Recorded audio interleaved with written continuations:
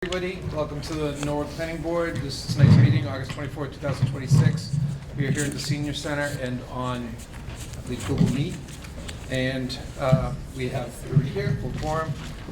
Tonight, there are a couple agenda items. There are public hearings with regard to zoning amendments, and we'll get to those in a moment. All right, so the first item on tonight's agenda is a sign site review, 650 Washington Street, for a business called Squat and Reset. Is there a proponent here for that application? Yes, my name is Ivy. Oh, online. Welcome. Hi. Hi. So what would you like to do? I understand it's a sign.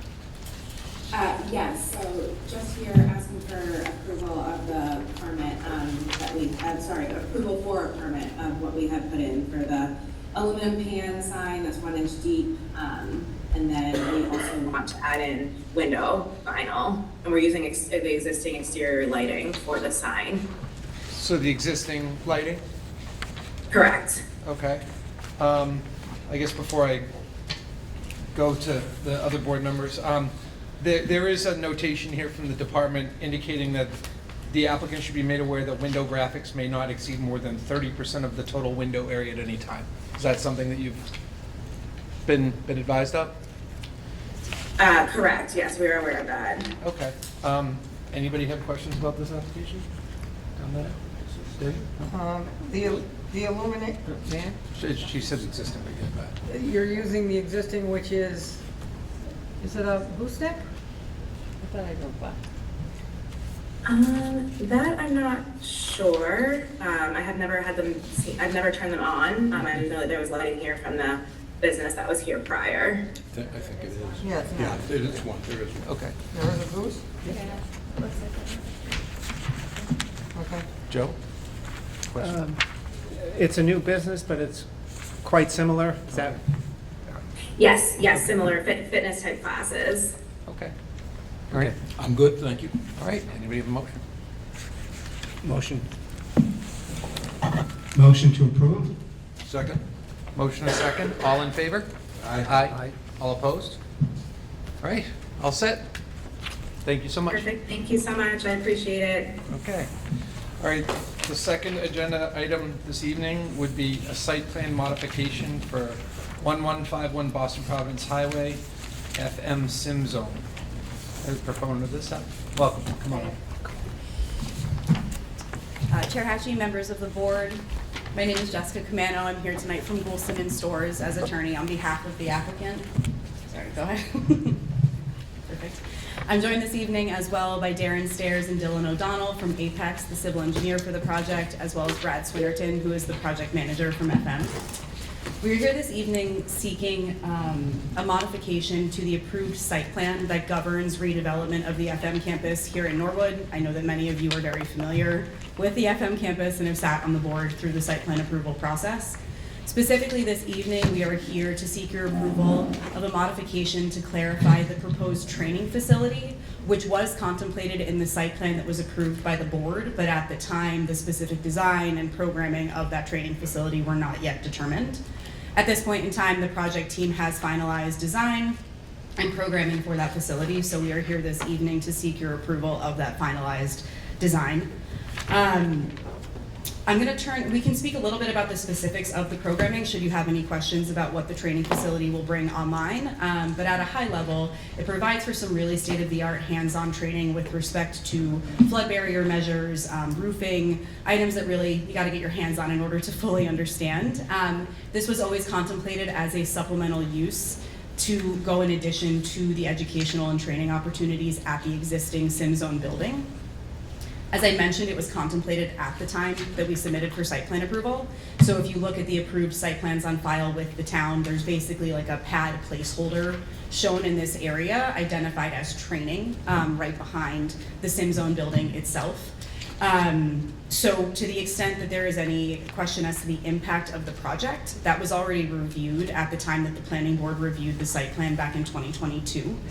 Yes, so put another way, the training facility impacts were included at the time that we did zoning calculations that were reviewed and approved by this board back in 2022. So with respect to impervious area, with respect to the on-site stormwater design, all of these impacts of the proposed training facility were already accounted for, reviewed, and approved by this board in connection with the site plan. We're really just here this evening to clarify the specific design intent, associated landscaping, drainage improvements with this proposed training facility.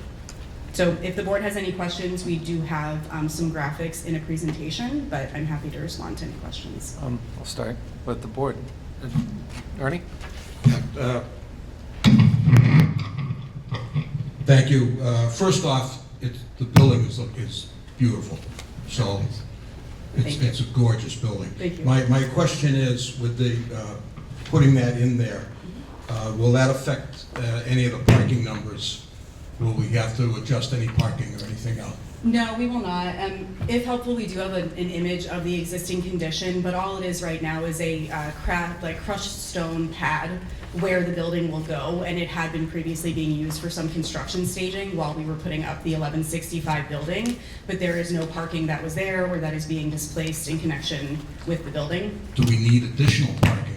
Will it trigger, this building trigger, or are you covered with your parking? Correct, we're covered because it's an accessory use to the existing Sim Zone building, so there is no new users that will be coming. Rather, it'll supplement the educational opportunities that already exist at the Sim Zone building. It'll provide for a little bit more of a hands-on training Okay. experience, so no need for additional parking. Okay, thank you. Anybody else on the board? Joe? Oh, Mrs. Homewood? Sorry. So, it's all the stuff we approved, I'm sorry. Sorry, it's all the stuff we approved, no stormwater changes, and the square footage is the same. The square I can't footage. go back and remember that. No, sure. I would be a little scared if you could go all the way back and remember that offhand. It's that it was already contemplated in the numbers that we included. So when we came up with total square footage in the 2022 site plan and the site plan approval, as well as impervious area that was included, this proposed training facility square footage was already included. So while it will be more than what exists on site in this moment, it is no more than what was contemplated at build out of the So site plan. all the buildings have different names? Sims building? Yeah, so there's the Sim Zone building, yep. And I don't know, Sarah, if it might help to pull up, there's just one locus plan that might help to show exactly where we are on the site. And Artie loves the building, and I love the landscaping. So do I. I love the landscaping. Thank you. Absolutely. It'll be consistent, so. You went above and beyond. Love the bridge and the trees. They're an excellent client. I'm good. She's gonna show Those us, trees died, you gotta cut them down. because I can't read these things. Okay. Yeah, that's Yeah, fine. see So we what's can see here what. the 1165 building right up here. In the front, we have the Sim Zone building that now exists back here. It's gonna be, this is an existing conditions plan, but it's gonna be right here in just the backyard of the Sim Zone building. So it's just a very small area. Anything from the remainder of the board? Sarah, did you have any comments on this, or? Okay, so some of the commentary from the department is that it is suggested that this, if we were to vote to adopt, that the standard conditions would be applied in addition to requiring a revised plan showing erosion and sedimentation control to be placed around the staging area as requested by conservation. Is that something that's okay? We've actually, that's correct. We've actually already updated that plan set to incorporate those erosion control measures where they've been requested. Perfect. All righty, so towards that end, does anybody have a motion? Make a motion to accept? Second? All in favor? Aye. All opposed? Joe. Joe's second. Great. Well, thank you for actually doing what you say you're gonna do. Absolutely. Thank you all so much. Have a great evening. Yes. have a- Thank you. But I gotta throw it in. Very nice night. Okay, so the next matter on tonight's agenda is a series of public hearings on proposed zoning amendments. I'll just note that we've been discussing these proposed zoning amendments throughout the past several meetings here, and that the text of these proposed bylaws should have been available on the website. I'm hoping anybody was interested had a chance to look at it. With that, the first one that we're going to discuss tonight is proposed parking definitions, creation of 2 definitions for types of parking and associated revisions to the table of uses. And with that, Madam Clerk, would you mind reading the notice? If not, I can do it. You want me to read it? Got or- it, and- Oh, you have it? I have it. Oh, Ernie's got it, so go for it. Public hearing notice. Oh, here it is. In Sorry. accordance with the requirements of Mass I got it. General Law, Chapter 48, Section 5, notice is hereby given that the Town of Norwood Planning Board will hold a public hearing on August 24th, 2026 at 7 p.m. at the Norwood Senior Center, 275 Prospect Street, and via remote participation on Google Meet. The purpose of the hearing is to accept public comments on the draft zoning bylaw amendments to Section 11 definitions, Section 3.1.5.h, Table of Uses, Vehicle, Service, and Transportation Uses, Section 6.1.3.j, Schedule of Minimum Requirements, Section 6.1.7, Parking Structures, Section 9.4.14.5, Special Parking Types and Standards, Section 9.5.c.17, MBTA Communities Multifamily Overlay District Definitions, Section 9.6.8, Parking Requirements, and Section 9.9.10, Parking, Loading, and Access. Proposed amendments will add new definitions for accessory parking, mechanical parking, dual mechanical parking, multiple motor vehicle storage, parking, parking facility, parking space, and tandem parking. The proposed amendments would make associated revisions to the table of uses, defining which zoning districts allow motor vehicle storage, mechanical parking, dual, both open and enclosed, mechanical parking, multiple, both open and enclosed, tandem parking, and insertion of a new footprint 16 on mechanical parking. The proposed amendments would remove references to parking regulations in the mixed-use overlay, MCMOD, and the Boston Providence Highway districts that are inconsistent with the proposed amendments.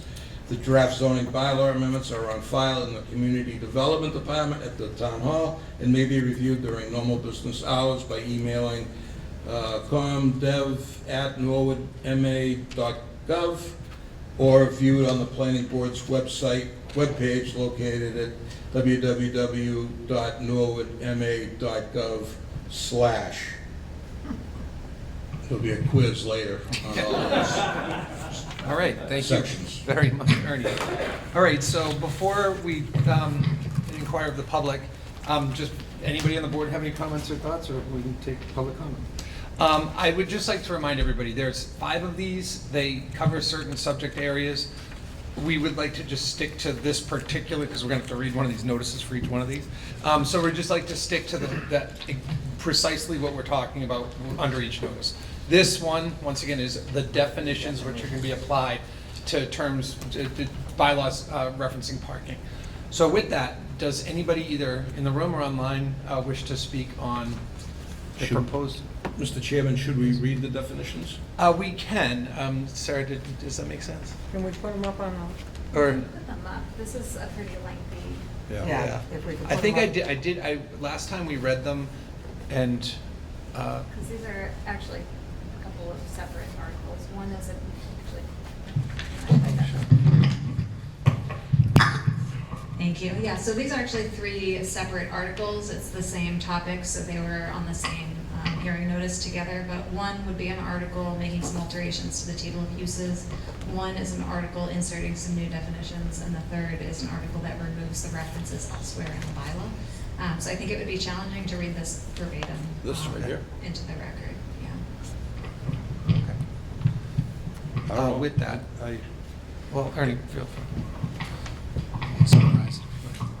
I'm just, there's only, I don't think it would take, I don't know, if we talk about this one page, Sarah, for the definitions? Yeah, it's just the article. 3 articles. All right, so this plus the other 2. All right, I just thought it would be, where it's a public hearing, that we should read the definitions, seeing as how this is. Feel free. All right. So this is what we're recommending. On accessory parking, parking that is incidental but supportive of the principal use and/or structure located on a site. Accessory parking is a is subordinate to the principal use. Mechanical parking dual, an active involving vertical parking or motor vehicle storage that employs parking machines, lifts, elevators, or other mechanical devices for vehicle moving from and to street level, involving the movement of no more than one additional vehicle for access. Mechanical parking dual is permitted only where expressly allowed in Section 3. Mechanical parking multiple, an active involving vertical parking or motor vehicle storage that employs parking machines, lifts, elevators, or other mechanical devices for vehicle moving from and to street level, involving the movement of the two or more additional vehicles for access. Mechanical parking multiple is permitted only where expressly allowed in Section 3. Motor vehicle storage, an active involving placement of motor vehicles that may not be personally or publicly privately owned, registered, or insured, includes but not limited to storage of motor vehicles pending sale, lease, or rental. Parking, an active involving placement of a motor vehicle that are privately or publicly owned, registered, insured, and transit in nature. Parking facility, an area intended for the parking and or storage of 3 or more vehicles, inclusive of both parking lots and parking structures or garages. Parking space, an area intended for parking of one, parking of one motor vehicle, provided that the area's dimensions and access meet the standards. And tandem parking, a non-mechanical and non-mechanized, I can't say that word. Mechanized, there we go. Parking or motor vehicle storage configuration in which 2 or more vehicles are parked on the street level, such that access to a vehicle may require the movement of 1 or more additional vehicles. Tandem parking is permitted only where expressly allowed in Section 3, and we were able to put a couple of diagrams in there, but we have the note that the illustrations for the are for demonstration purposes only. Text definition shall serve as the legal enforceable standard for tandem parking. And just to follow up on that, these have been run by town council and the building inspector. Both have signed off on these, that these are viable, good definitions and should hold up to scrutiny. Thank you. Great. Thank you very much for doing it. Okay, with that, I guess, anybody have any questions or concerns with regard to the parking definitions? Only This this is for one. our benefit, you can't read it. I'm sorry, what are you asking? If that's put Oh, up for just us, you turn- can't read it, it's too small. I'm sorry, please. Sarah? It's a challenge to, Okay, you want to turn it towards them? that's your call. I would think, I have no problem doing We it. have these. We have hard copies. Okay. Yeah, If anybody speaks up online, I'm not really moving against. okay, that's fine. Thank you. Okay, and Ernie just did read pretty much verbatim those definitions. Now, does anybody have questions or concerns about the proposed definitions? If so, sir, Mr. Hearn, knew the drill, name and address.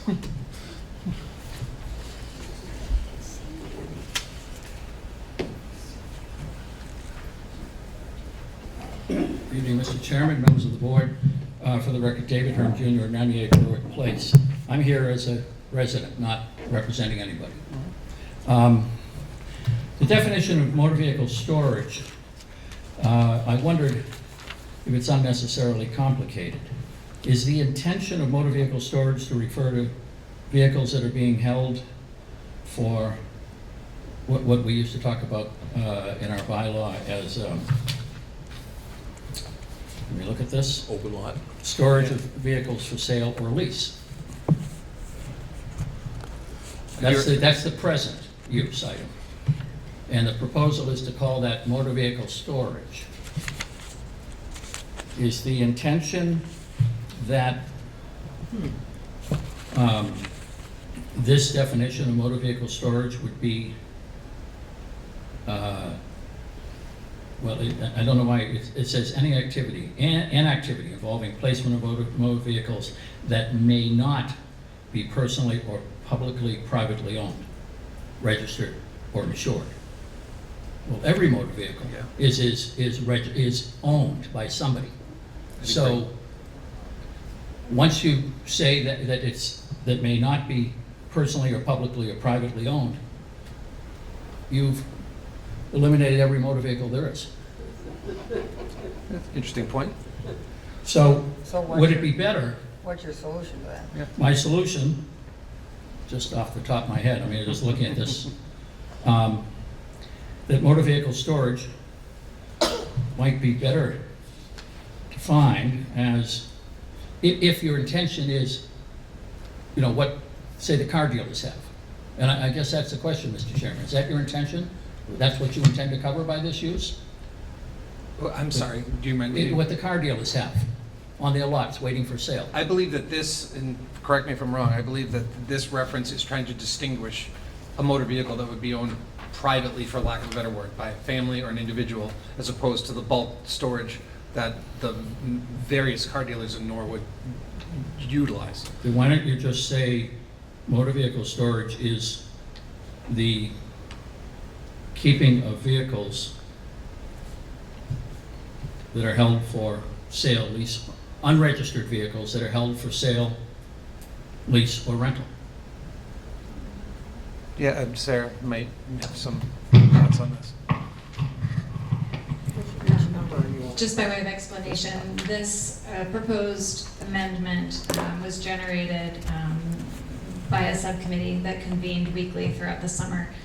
One of the participants on that subcommittee, in addition to myself and the citizen petitioners on this, was the building commissioner. And you're absolutely right that the intent here was to create a distinction between this, you know, former open lot storage, motor vehicle storage, and parking of vehicles.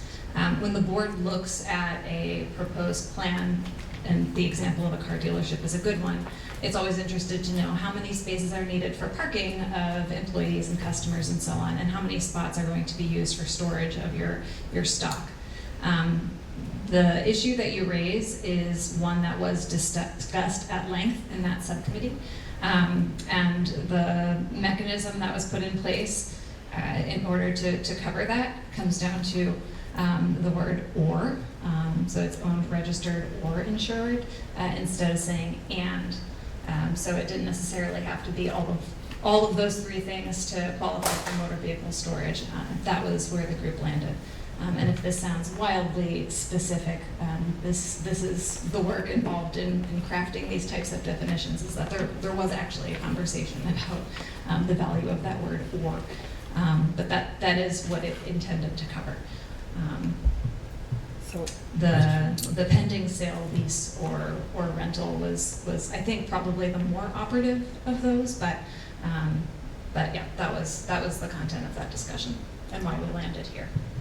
Even cars held on a lot for storage are insured. Maybe so, but I understand the lift that word or is intended to do here. Do you have any suggestions as to how it would be better phrased? Yeah, why don't you just say cars that are held for storage, stored for sale, lease, or rental? What was wrong with the language that was in the bylaw? says pending sale. I don't know what this improves. I think it creates more confusion and will lead to more problems and possibly litigation and appeals that only ties the town up. We've already seen that with interpretations of this bylaw relating to parking, where we're caught in litigation at great expense. So I think that you should go back and look at this and come up with a clear definition of what you're trying to accomplish.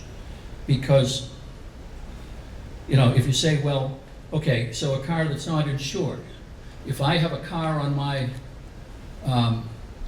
in my driveway that I've taken the plates off of and is no longer insured, is that illegal? It is under that interpretation, because it is not insured. In other words, if any, I think what Ms. Dixon is saying is that, wait a minute, if I can finish. any car, any vehicle that is not all of those things I agree. is now illegal. That Is that reading what's is, intended? no, I've had cars in my driveway without a plate as we're waiting to dispose of it or have it towed away no, or that's give not away the or something. intent. Do you? Again, the may not be owned, registered, or insured was intended to give.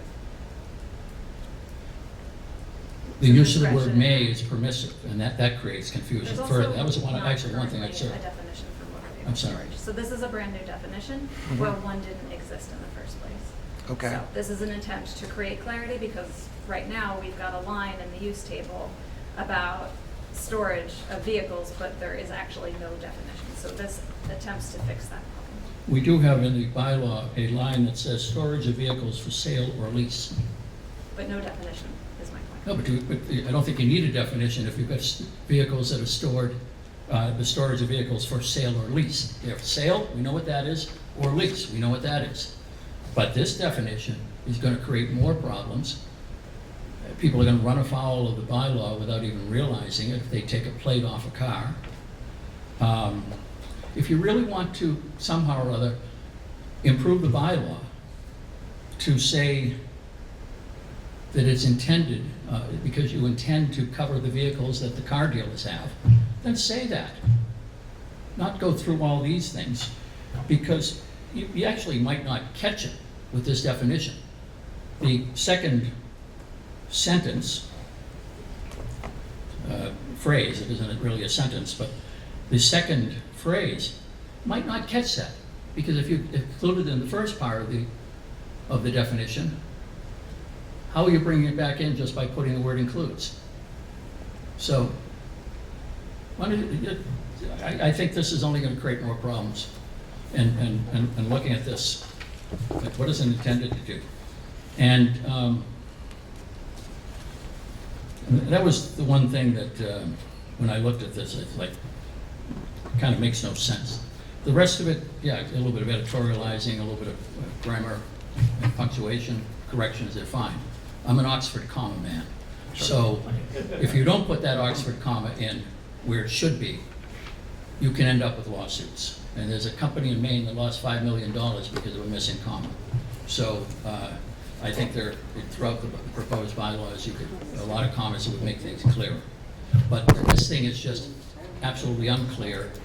I think it will be unintended consequences when there is a simple solution. You want to cover vehicles that are held for sale or lease, period. Okay. And those are generally unregistered, but they're insured. You wanna ask Mr. I want to ask Go a ahead. turn question. So, could you give me succinctly how you would change this motor vehicle storage wording to make it more tighter from a legal standpoint? If you want to limit what motor vehicle storage means, based upon your comments about your intent, then say the storage of vehicles, you could say the storage of unregistered vehicles that are held for sale, lease, or rental.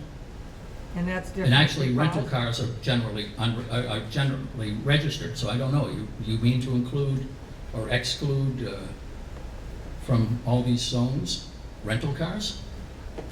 By the way, what if I rent a car and I bring it home for a couple of days? It's not allowed in the district where I live. So what do you mean? Right. You're creating tremendous opportunities for litigation lawyers. I don't think you want that. So, anybody I else on don't. the board have any questions or thoughts? Ernie? I tend to agree with Yeah. Attorney Hearn here. The whole purpose here is to clarify things. And because of situations that got us to this point that we needed to.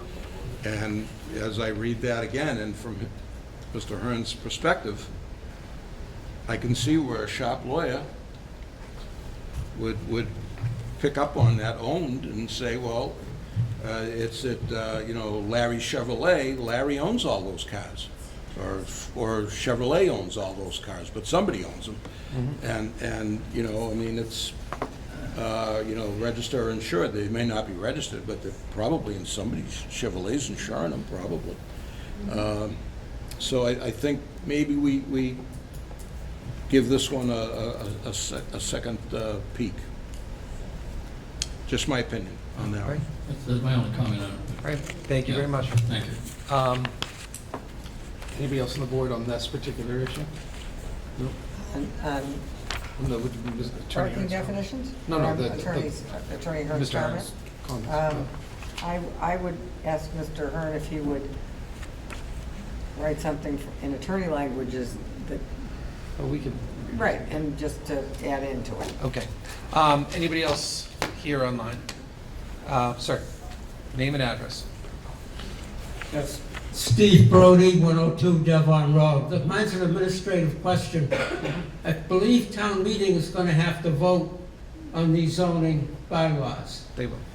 So how are town meeting members, are you going to include a packet for the town meeting members to be able to review Yes, before the meeting? Is that? yes. Okay, thank you. Okay. Anybody else in the room? Is there anybody online, Sarah? I don't see anybody who raised hands. All right. And what is, just remind me about the time frame if we were to tinker with anything, particularly as a result of these comments? So we have a tentative deadline that's been set by the Board of Selectmen to submit final articles by mid-September. Okay. Because of the way Labor Day falls this year with our schedule, I don't believe at the moment have another meeting regularly scheduled before then, but certainly we could convene one for this business. I can also work to get some more clarity from the Board of Selectmen if they'll accept one, at their next meeting, which I think there's plenty of time here, so I can't imagine that they would be averse to that. Okay. I can also bring this particular definition back to town council if you'd I like. think that would make sense. Yeah. I mean- He's reviewed these generally, but if there's that specific question, I think it might be helpful to you Mhm. to get kind of more focused comment on that one. So I can certainly get that to you and send that out to the board. Ernie? Just procedurally, Sarah, would we continue this public hearing on all of these, or can we approve the other ones minus that one? Minus that one bullet? So the public hearing for parking definitions is inclusive of the 3 articles that are related. So we would, So you would continue the entire hearing. but we can still discuss all the parts of it now Yeah. and come to a consensus, but then continue the public hearing, come back, we tighten up this one particular definition, and then all our other work is done. I mean, okay. Okay, I'm all for that. sure. Mrs. Holmes? To Mr. Brody's comment, the town meeting members will receive this whole thing, correct, Sarah? With the red outline, so Yep. they'll get all of this that shows definitions and what the new book will say. With the red and black, is it gonna be the same thing? And also, just for clarification, MCMOD completely, I could not, is also the MBTA, correct? Yes, So, that's the abbreviation. okay. Okay, So MCMOD is also MBTA. okay. I believe that brings us through the definitions portion of this. So the next proposed zoning amendment. Well, Mr. Chairman? Oh, I'm sorry. On this particular public hearing, I make a motion that we continue the public hearing on the definitions until September 21st at Sep- 7 PM. September 21st, 7 PM at the senior center.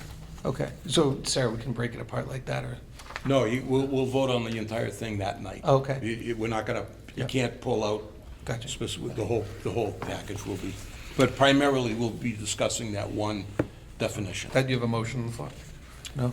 Well, no, a motion is continue the entire Yeah. public hearing, because you have to do it as a, But we're We gonna can't- discuss the other, Yeah. yeah, we Okay, I have we one have, other yeah. Okay, so that's his motion to continue. Is there a second? Second.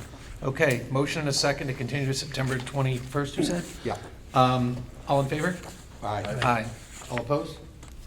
question, but I Oh. suppose it can carry into the next Well, one. I have a yes. question regarding, may I? You can, but I think the entire discussion is going to get carried over, but go ahead. Okay. 2 weeks ago, some aspect of the new parking definitions be left to the building inspector? Because that was brought up. Will that, I mean, I know it says in our, in the article, who's in charge of it. But I remember 2 weeks ago, the building inspector was going to, and I can't give you the exact, so it's all zoning, board of appeals, planning board of appeals, or no, correct? Building inspector's not going to come in and say, we can do A, B, C, or D, correct? Question for me. Not sure what the question is. Is the building inspector have any discretion pursuant to this? I think that's the question. The building inspector has less discretion if this Yes. passes town meeting than he would today, because there's a lot of new definitions here Okay, I think that it- town meeting would then vote on and agree upon and give more clarity to the building. I mean, the building inspector, or the building commissioner, I should say, in the town of Norwood serves as the zoning enforcement officer. So at the end of the day, it's not this group of 6 or the ZBA group of 5 that goes out to ABC Auto Rental and determines whether it's parking or motor vehicle storage. It's Gary Pelletier, our building commissioner, and he's charged with enforcing the bylaw as it's written.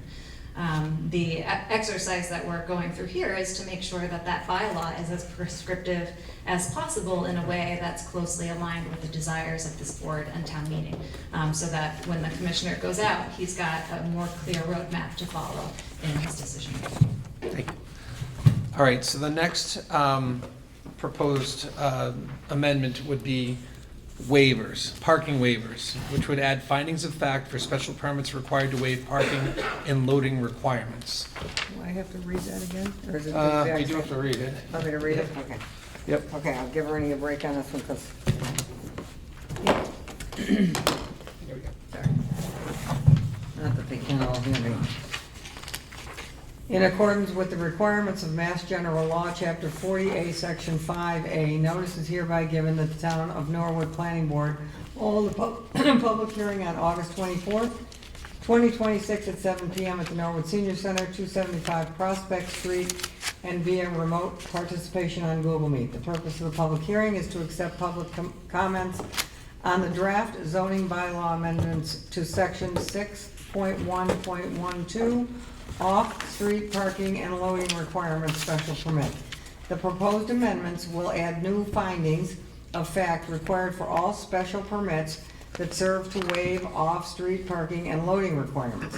The draft zoning bylaw amendments are on file with the Community Development Department and Town Hall and may be reviewed during normal business hours or by emailing comdev@norwoodmass.gov or viewed at the planning board website located at http://www.norwoodmass.gov.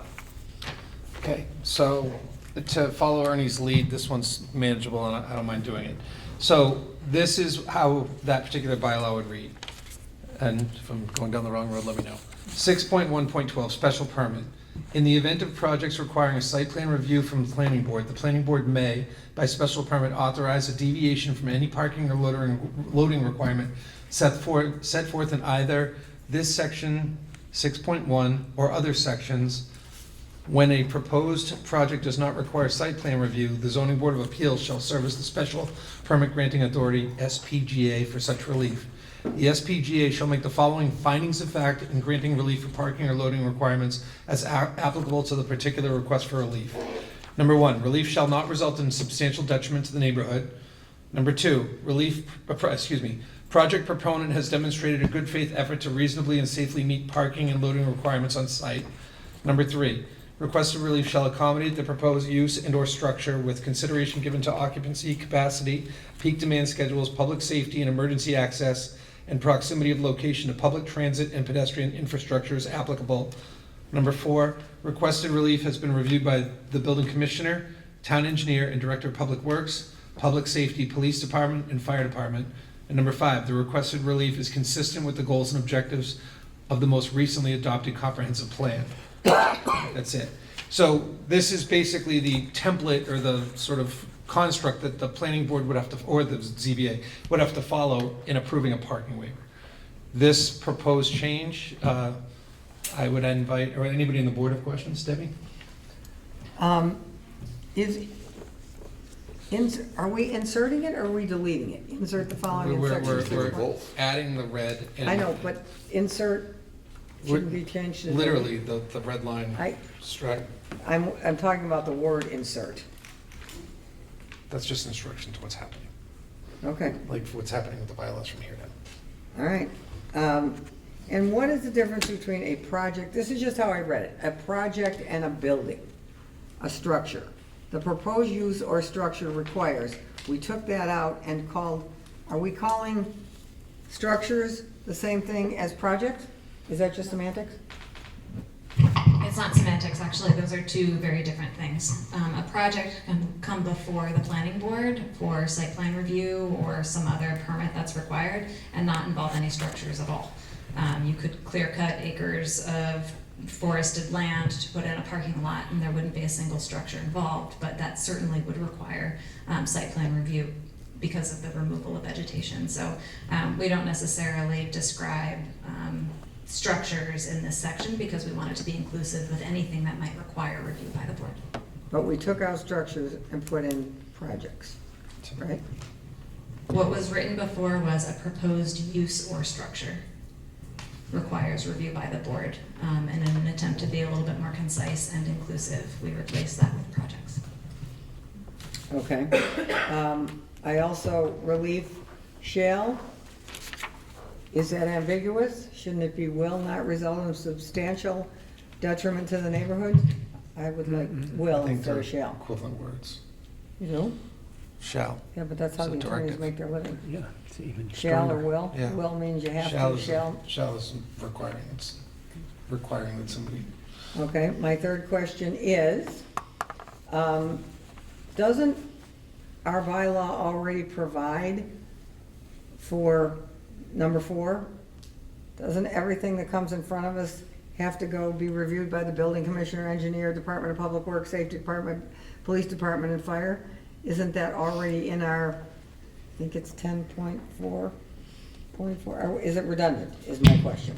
Are we, So while it's true that all of the applications before you do get circulated to these and other staff or department heads to review, what this would require is kind of specifically raising the requested relief. So it would be, it's been requested of the planning board that they waive ABC parking requirement. What do you specifically have to comment on about that? So it would be a more targeted and directed request for comment. and my last question is, request relief is consistent with the goals and objectives of the most recently adopted comprehensive plan. Is that in our bylaws that we have to follow the comprehensive plan? Isn't it outside of the bylaws? So, I don't know if I think we should muddy the waters with that. It's a document that we've adopted, and it's not in the bylaws that we have to adhere to it as a planning board, correct, or is it? Yes, no? Okay. So I think that's a little,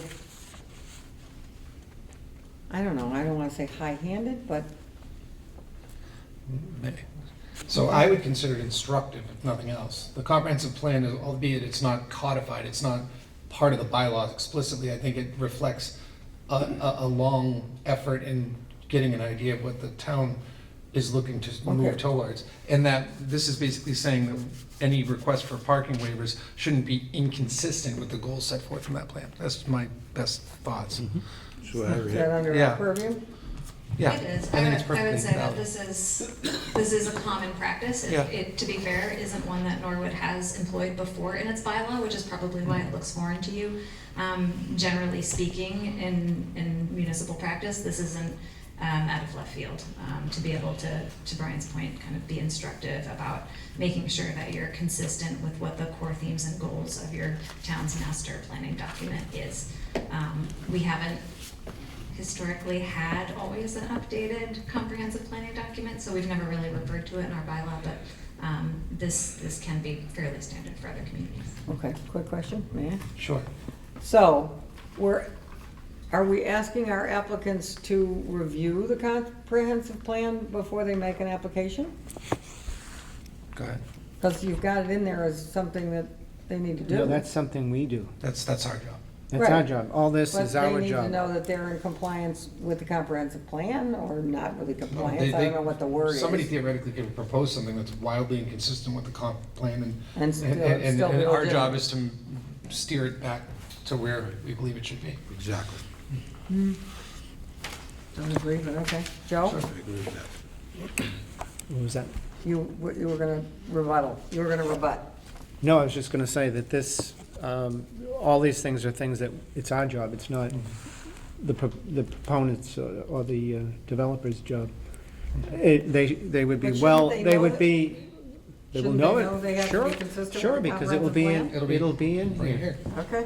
And that will, they will be enlightened to know that, and then they can know where to look and know that they should, these are the things that we will be looking at, and they should be aware of that when they propose something.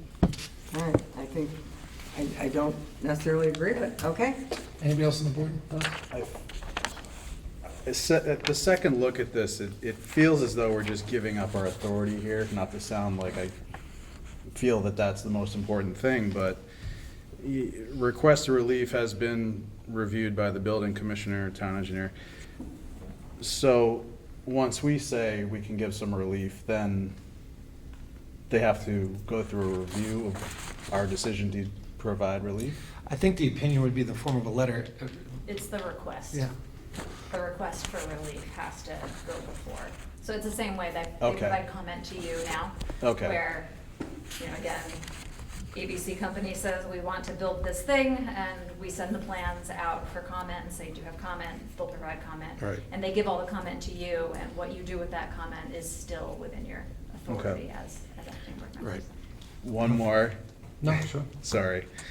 I'm a little concerned, number 5 could be used, requested relief is consistent with the goals and objectives of the comp plan. Could be used sort of against the argument, as in the developer's corner, in particular cases that we've seen before. I don't disagree, but I don't believe that the comprehensive plan has any real empirical sort of data. In other words, when it comes to actual numbers and ratios and everything, it's not something that could be pointed to as a sort of, Right, it's a wish list. but I know that's my thought. Is that So why are we confusing? putting? Like, if a comprehensive plan vaguely says, we want to move towards a, less blacktop, more sort of pedestrian-friendly environment, whatever. One could interpret that as saying, sure, less parking spaces, but it's very vague in its construction. But I'm sorry, I asked a question of you and Ernie's got something to say, dude. No, Yeah. no, I agree with you, Mr. Chairman. Yeah. It's, we've spent all this money, we've spent 2 years working on this comprehensive plan that is supposedly a blueprint of the way, it's, again, it's not law, but it's a vision of which way on certain particular things the town wants to go. So in your case, Mr. Chairman, we say somebody wants to put a parking lot in, and the goal is to less blacktop, but yet we still have parking regulations. But if somebody needs 100 parking spaces and they want to say, I want to build 200, well, that goes, they're required to build the 100, but, that extra 100 kind of goes against what the master plan is. And it's, like Joe had said, it's our job and Sarah's group's job to tell that developer when they come in with these plans before we even see them, hey, look, our goal here is to eliminate blacktop, okay, I'm just using that as an example. And you want an additional 100 spaces that you don't need. We would prefer that you build what you need. And I don't know if I'm off track on this, Sarah, but I think it should stay in there. I think we've spent all this money as a town, 2 years worth of work, and I think going forward, number 5 probably should be part of our, on all projects, making it part of our general approval process. A criteria, I guess, is a better word for it. So I like I said, it's Joe brought it up. It's for us to lead that developer and say, kind of going against what us as a town. Now, you can go for it. They can bring anything they want in front of the board, but we prefer that you eliminated those extra 100 parking spaces, okay? Just for an example, and just build what you need. So I think it should stay in, personally, in my opinion.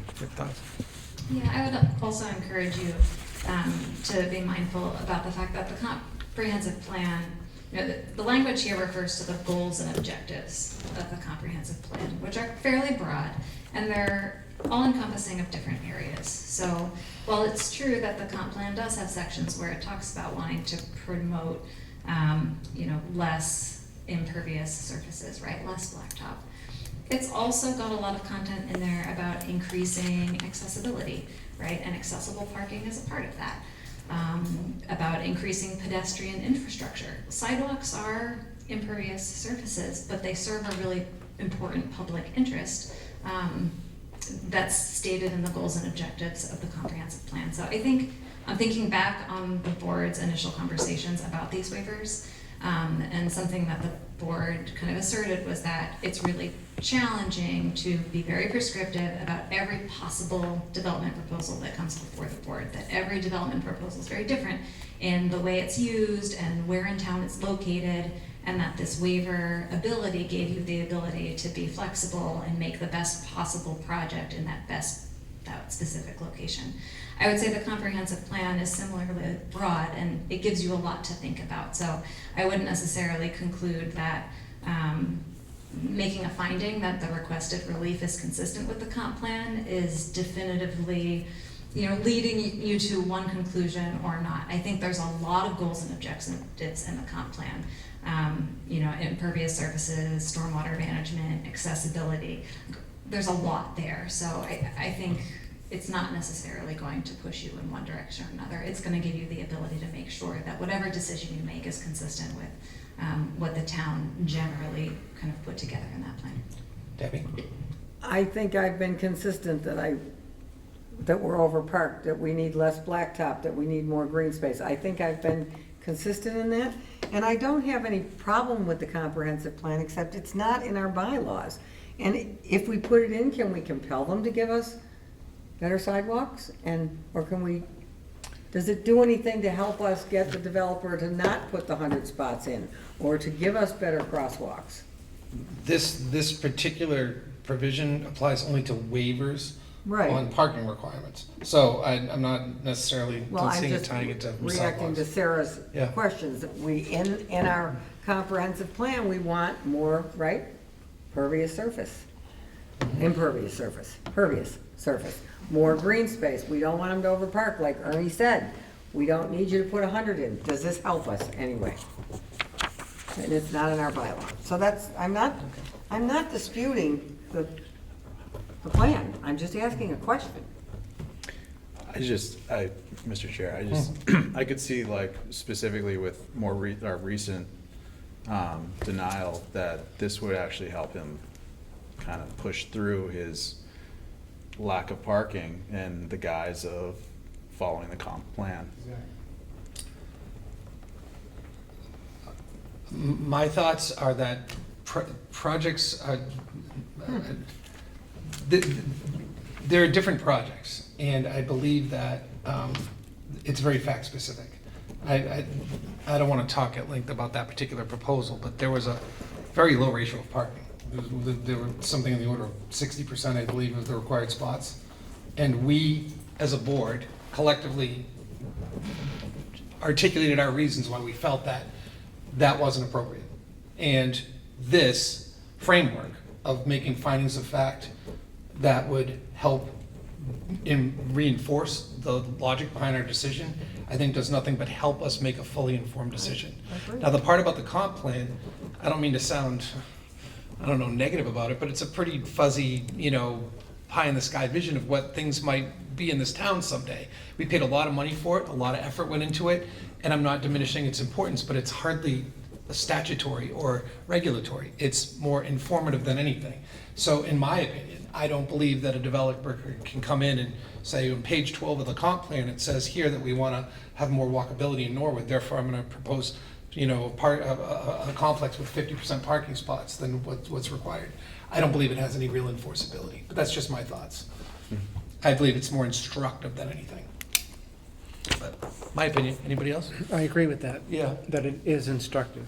And I'm not diminishing the importance of the comprehensive plan, please don't misinterpret that. I'm just trying to maybe overemphasize that it is not currently regulatory, it's not ironclad black letter law in this town. It's more informative. So anyway, anybody else from the board? Open to the public. Anybody have any comments on these proposed parking waivers?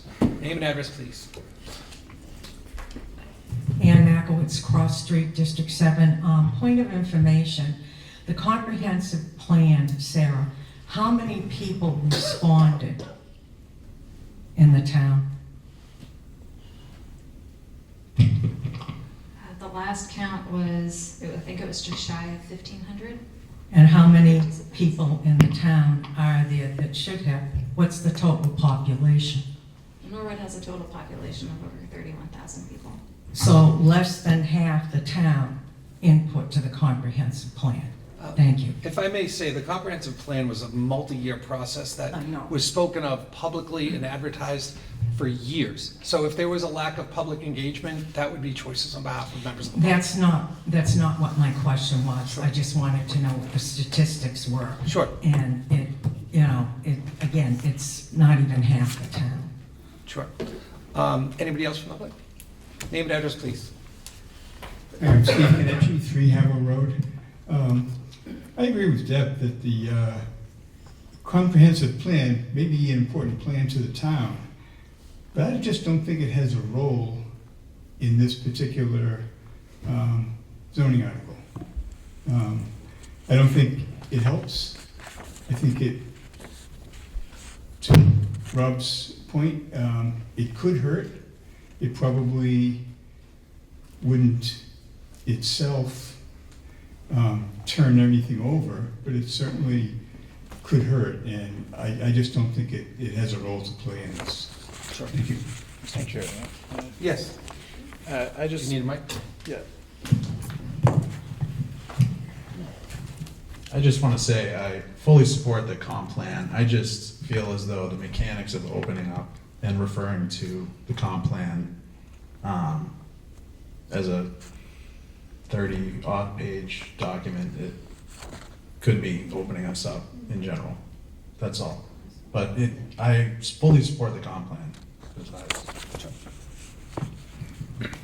Any other comments? Oh, Mr. Harvey.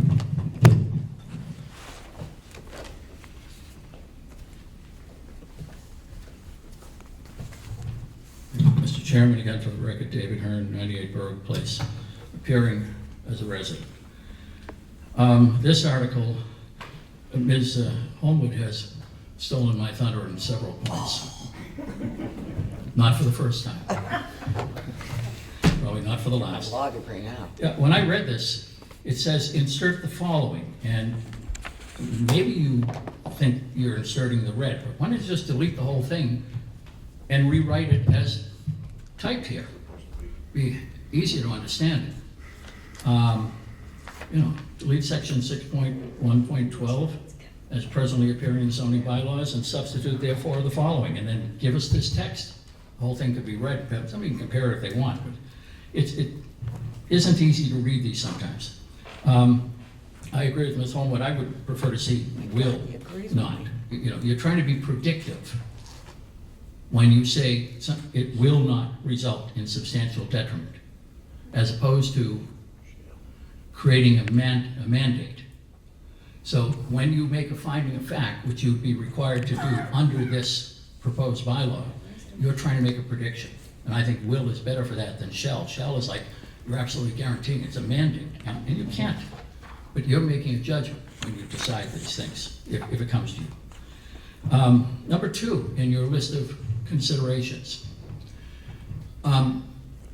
This board and the zoning board over the years have both had proposals before them that dealt with cases where the application of the zoning bylaws, parking requirements, would have required many, many more spaces than experience showed were necessary and continues to show.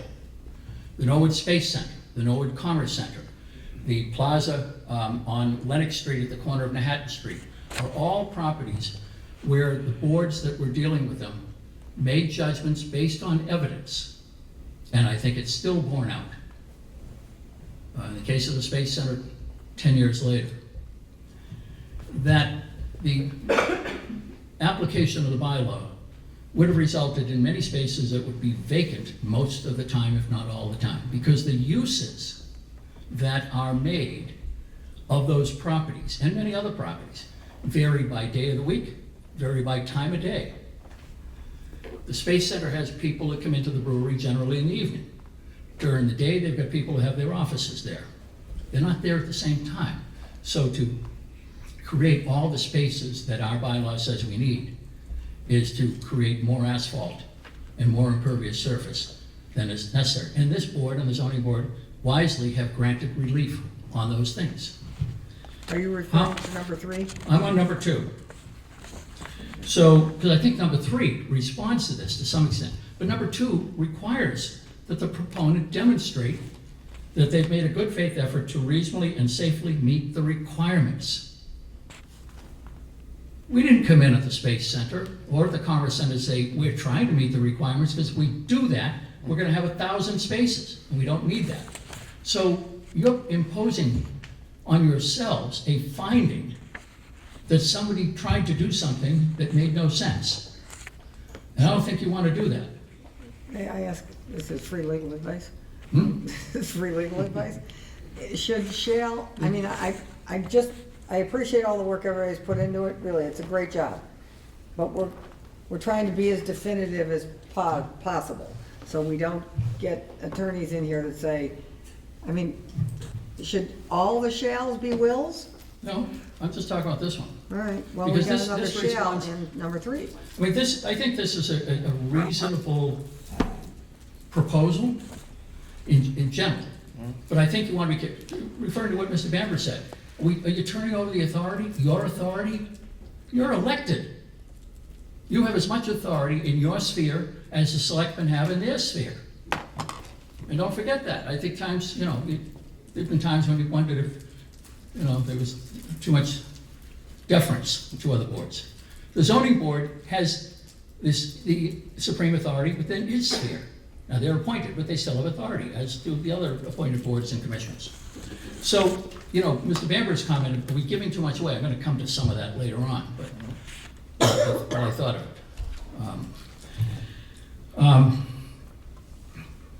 I think number 3 is exactly what you need to look at and have, that there are occasions where the bylaw would otherwise impose too many parking spaces on a site. Number 4, I think, is absolutely unnecessary.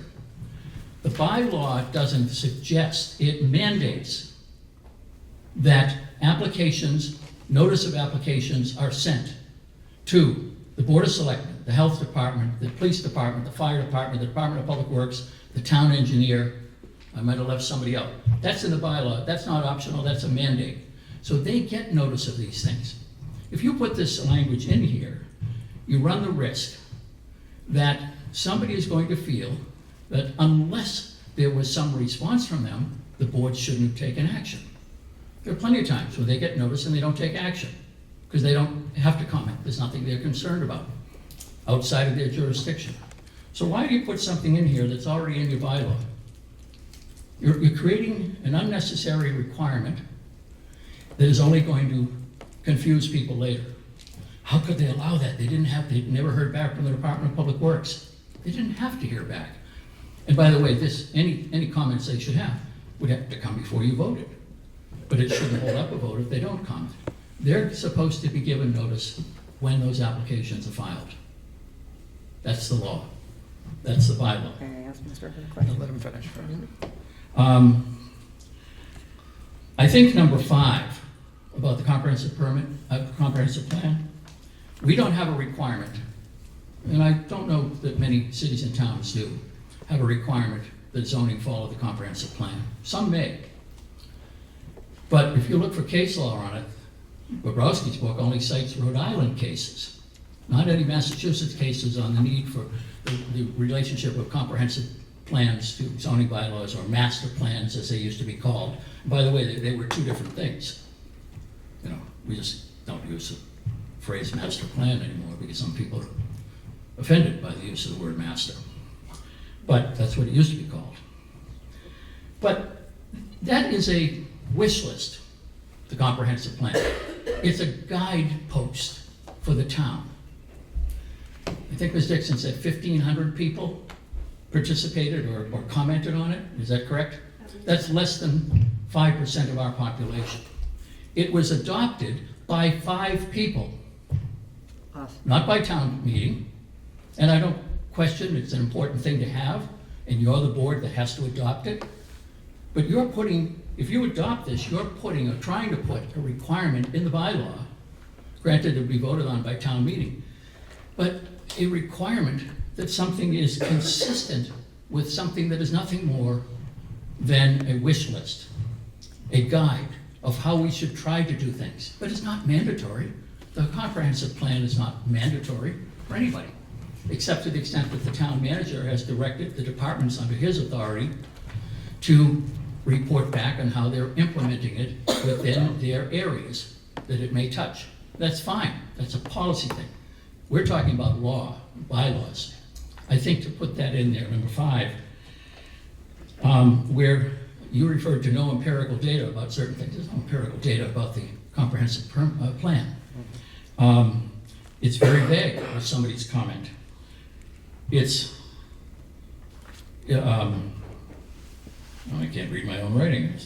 It's happening to sit back there. You know, the planning board has discretion to take the cases that come before it, and the zoning board does too, and decide them based upon the circumstances before you.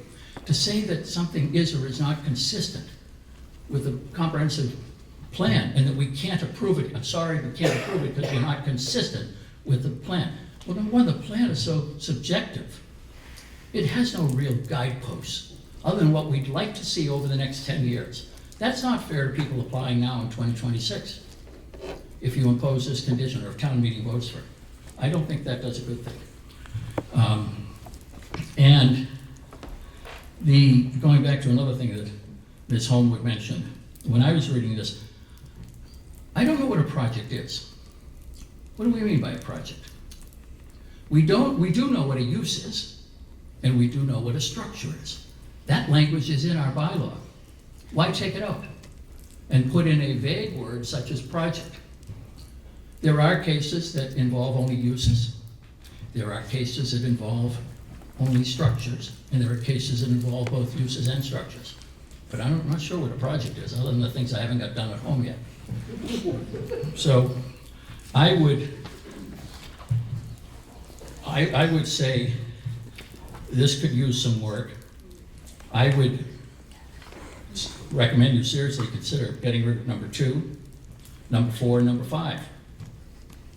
And, yeah, maybe you should make a finding that it's not going to create a detriment to the neighborhood. That's a reasonable burden. But don't tie the hands of future planning boards or future zoning boards and say you can't do this because it's inconsistent or not consistent with the comprehensive plan that nobody knows. Most people don't know. And I don't belittle the work that people did on it. I know an awful lot of work went into it, and it's very important to have it. But it hasn't been voted on by town meeting. and most town meeting members have no idea what's in it. And it's just an aspiration. So those are my comments on it. Some of it's repeating what Ms. Holmwood said, and sometimes we agree and sometimes we don't. May I ask him? Yes, you may. Okay, why wouldn't you like number two? Number 2 is fine. You said you'd get rid of it. I'm sorry, no, number 2 isn't fine. Because you're setting up a Why don't we requirement. make a good faith effort to meet parking and loading If I come in, look at it, I put on my attorney hat right now.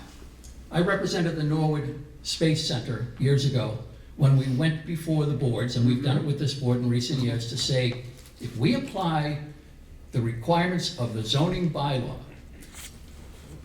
that in terms of how many parking spaces you need, and the zoning bylaw sets up different ways of calculating parking. Sometimes it's based on the square footage of the use, sometimes it's based on the particular use. Sometimes it's a combination of those. We would have had hundreds of more parking spaces.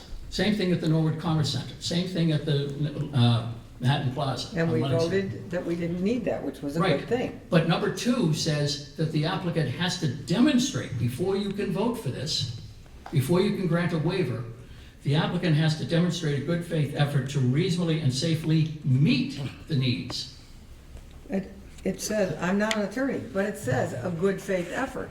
They can show us that, We're not even gonna make an effort in most of these cases when we're coming in but for it relief. still allows us to give them a waiver. But this Doesn't would not that? allow you to give the waiver unless you found that we had, we had demonstrated a good faith effort.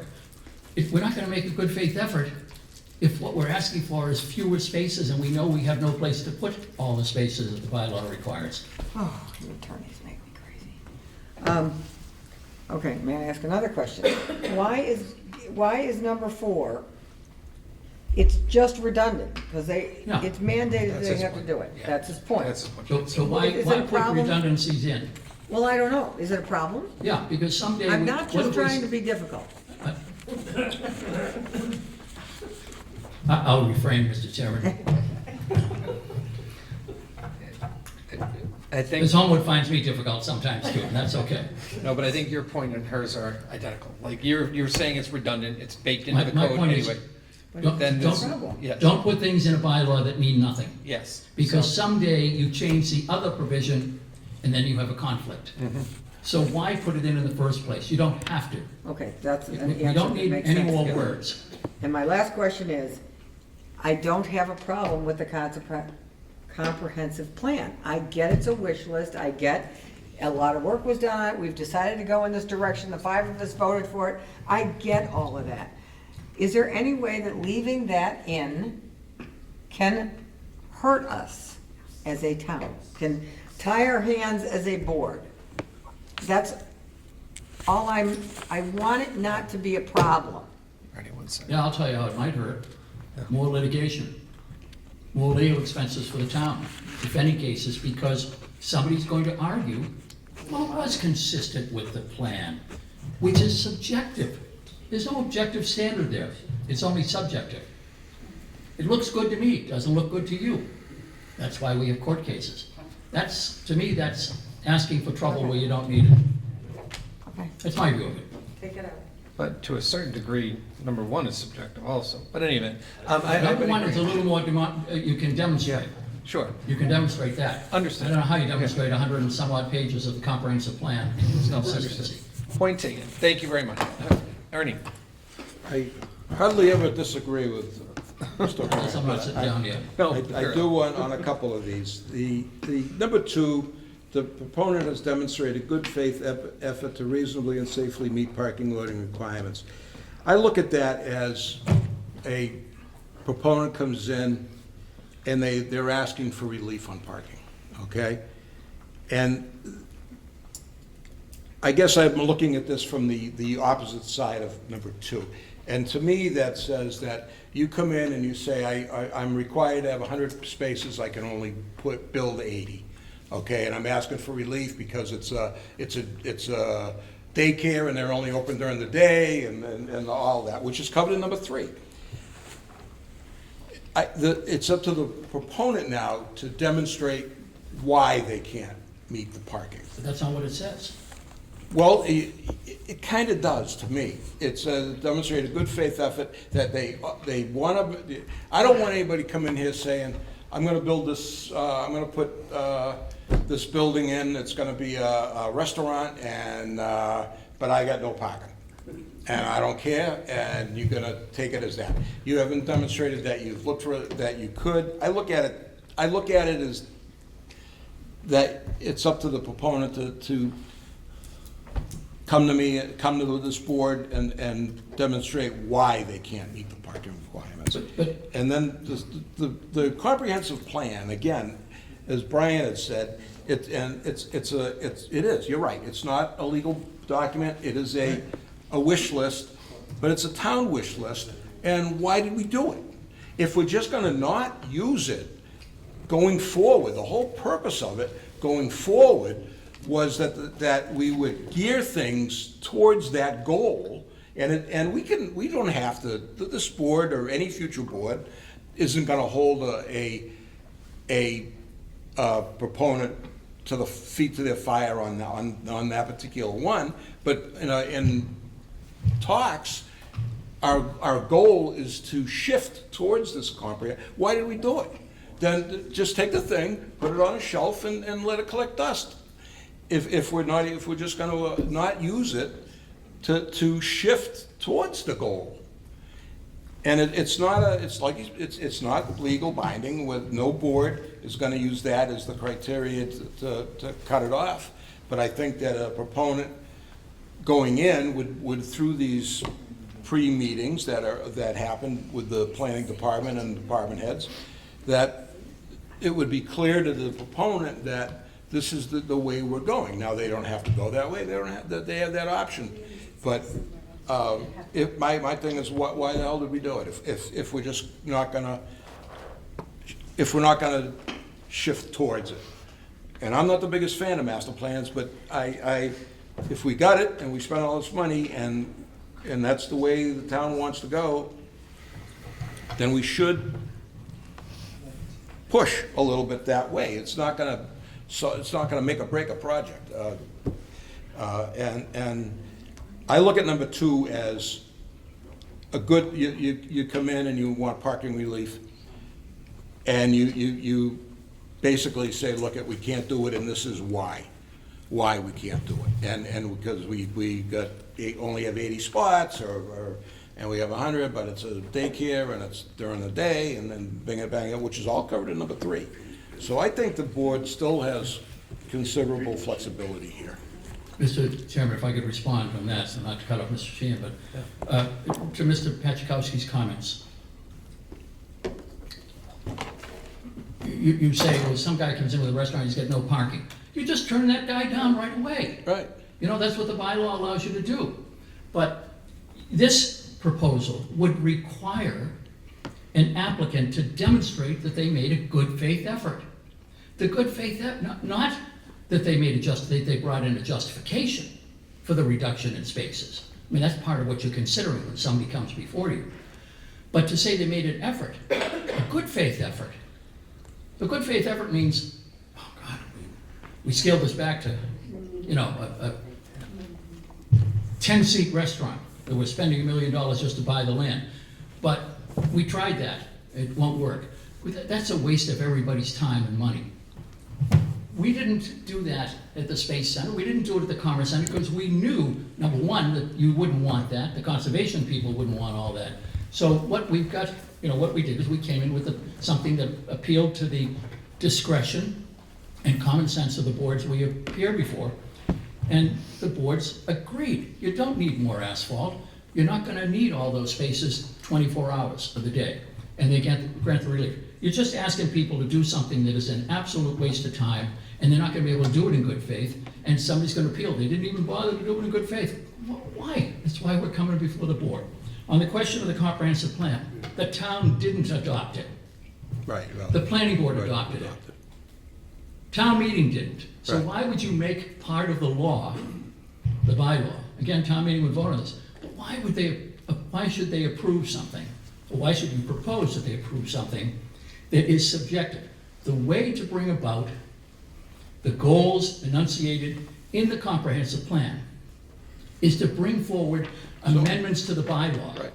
that will accomplish those goals. And then they can be discussed at meetings like this, and they can be discussed at town meeting when the only body that has the authority to create those bylaws votes on it. That's how you do it. It's a suggestion box.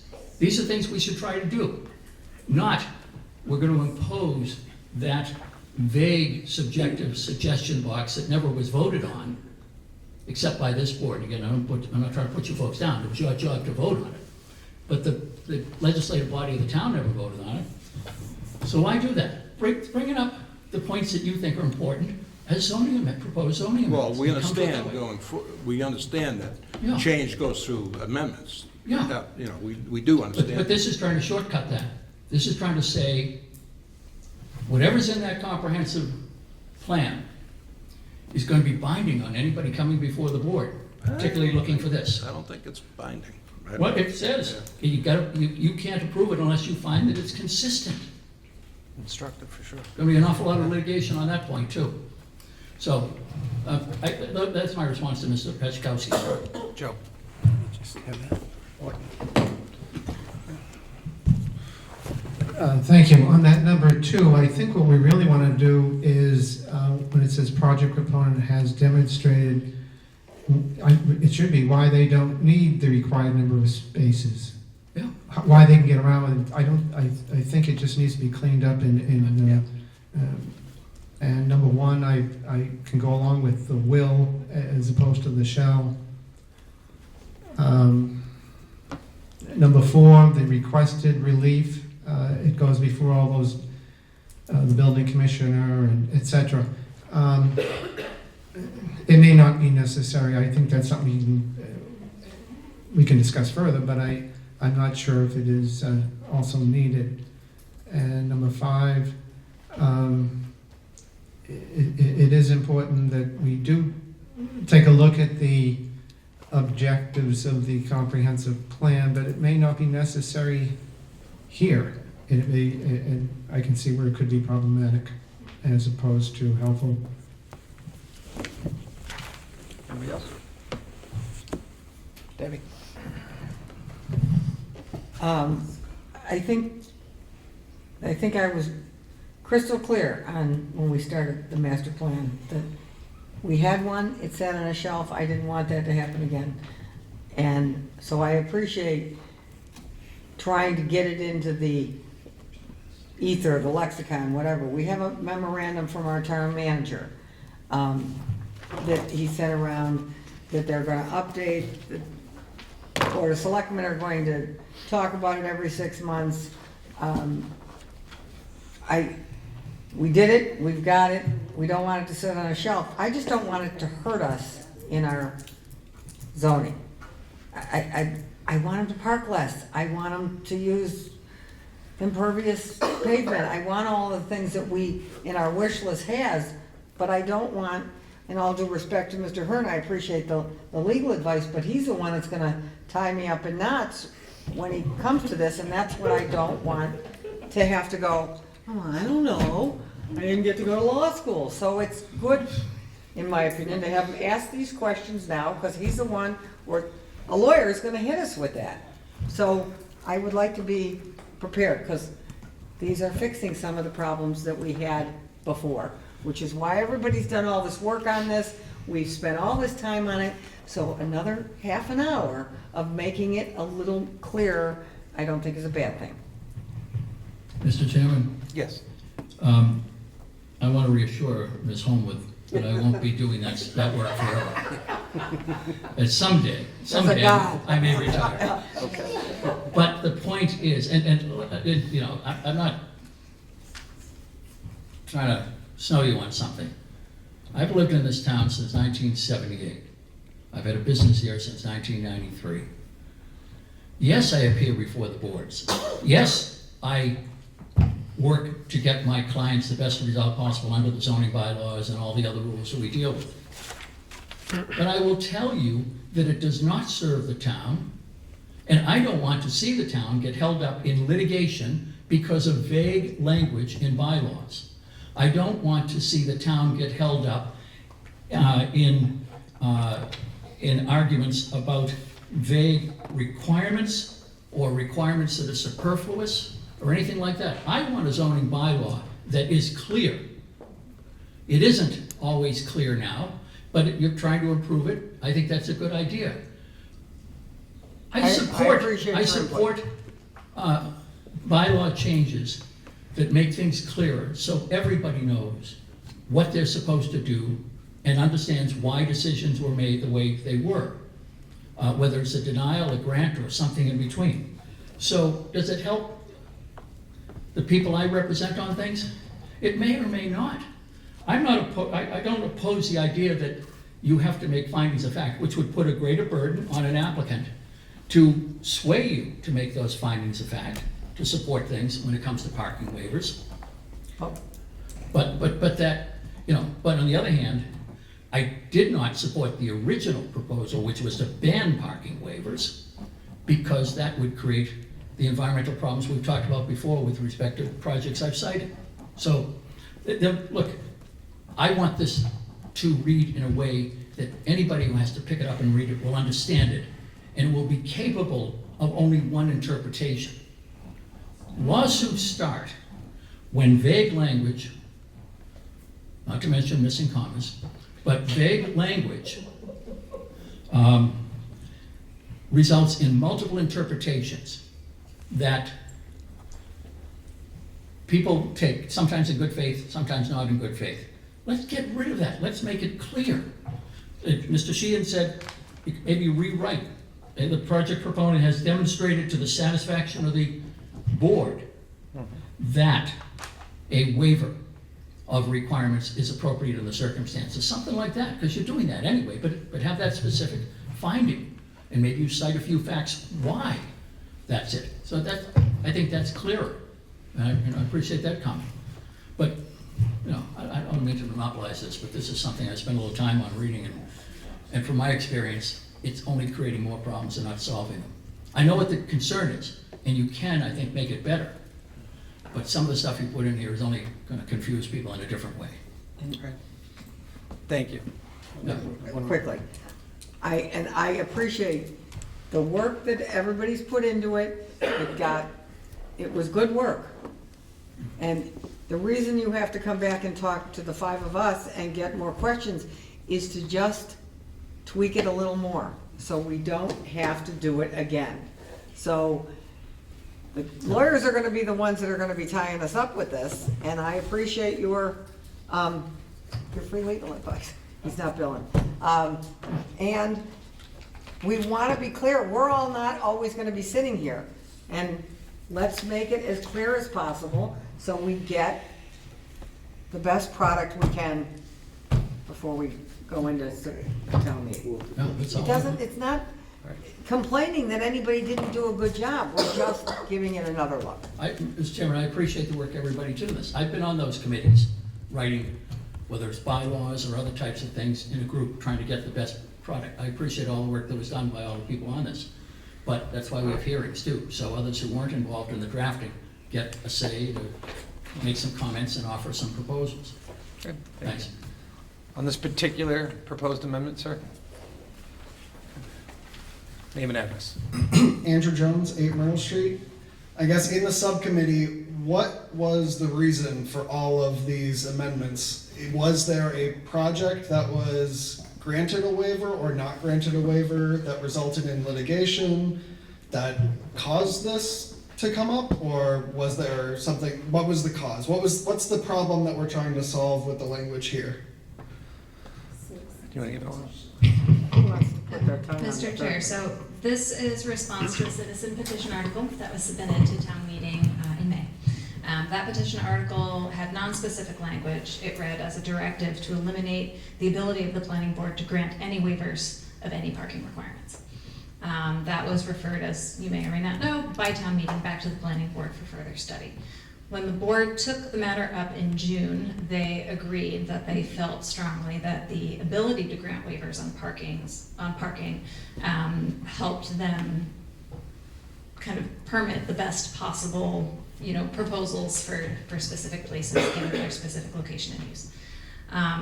And what they attempted to achieve with these findings of fact was to establish more accountability back to town meeting, to make certain that it was clear that the waivers were not granted kind of freely without any framework, but to create a framework that they could be accountable back to town meeting and the general public in their consideration and review of particular requests. There was not a subcommittee that met on this one. The planning board had open discussion of this back in June, and that's what generated this list of 5 findings. This language they tinkered with throughout July, really, at their meetings and made amendments to it as we went along. So that was all done in open session by the board. This language wasn't necessarily put together by a subgroup. Okay, to that point, were there any waivers that were denied that resulted in litigation?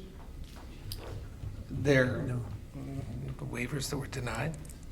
Right, I guess that's the concern here, is that if there's a waiver was denied. This isn't a knee-jerk Yeah. to any particular Yeah. proposal that's come before the board, if that's what Mhm. you're asking. But I guess I'm trying to understand each line item, the reason for it, right? Like, we have a process that involves you guys having discretion to provide waivers, and we give that through a site plan review and all that stuff.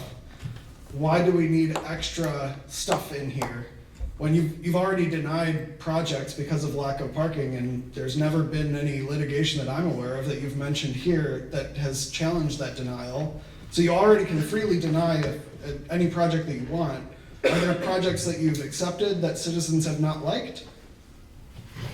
That you've granted a waiver that citizens have like gone up in arms of because we didn't have enough parking? No, I think, My point is, like, why are we doing this? Like, Well, if we I think already have a Sarah's- process for a Yeah. waiver, then why do we need Okay. all this red tape to add that to that waiver I process? think that, Sarah, this is in response to a citizen's petition who wanted to, the petition was to eliminate any discretion from the planning board and not grant any waivers on parking. So if you need 100 spaces, you gotta build 100 spaces. Okay, and in response to your question, why wasn't just the old language good enough? Is that your question? Yeah, what's wrong with the, I think what's wrong in with the this current was to- language, besides the citizen's petition that wants to I get rid think of all of it? the, and correct me if I'm wrong, is that we looked at the old language and we're trying to pin it down even tighter. But I guess what's the problem with the language? If we're trying to pin it down, there must be a problem with the language. Well, you can, that if we you want, to add all these extra steps in the application. you can to see, solve. I can read you the old line, it's redlined. But what's the, I don't, Yeah. I'm not talking about what the current language is, what's the problem of the current language? It seems like we have a process that involves granting our elected board discretion to provide waivers, and you guys use that discretion when it makes sense, because our bylaw isn't perfect when it comes to parking, because the world is adapting faster than our bylaws can adapt, right? Like, what's the problem with the current Go law? ahead and then I'll try to. Well, what was proposed was to totally get rid of them. Yeah, but that's So, not what's proposed here. To try to answer That's the what question. that's what was proposed.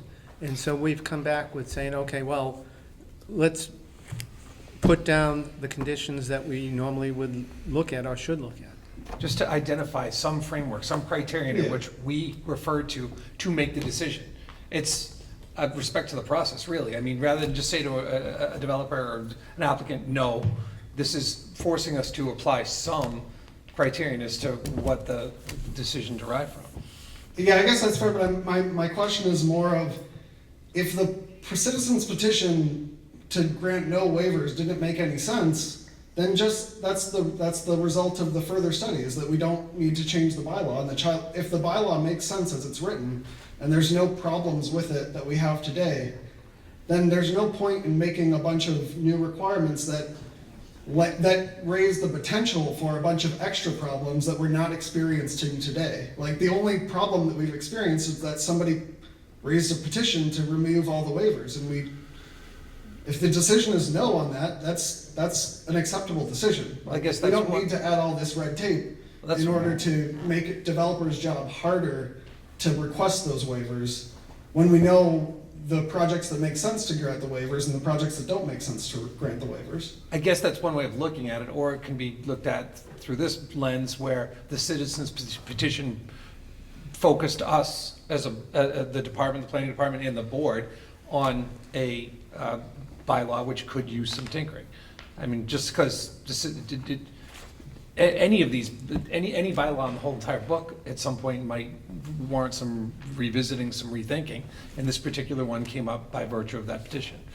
Yeah, I guess that's my point is if you're gonna look for bylaws that need tinkering, look for places where we have problems, such as like areas where we mandate more parking than we're requiring. Let's adjust those bylaws. Let's not add all this red tape to adding a waiver. Let's just adjust the bylaws that require the parking. This feels like a lot of risk of getting overparked, like Mr. Hearn said, about making that good faith effort when the good faith effort to add enough parking doesn't necessarily make sense. You may have enough room to add the parking, but we all know that it doesn't necessarily make sense to require all the parking that our bylaw requires because our bylaw wasn't written with all the foresight that we have today, right? Our bylaw has a lot of overparking requirements that we know are not necessarily the most sensible requirements. So we shouldn't make it a good faith requirement that you meet those requirements, those parking minimums that may not make any sense in the first place.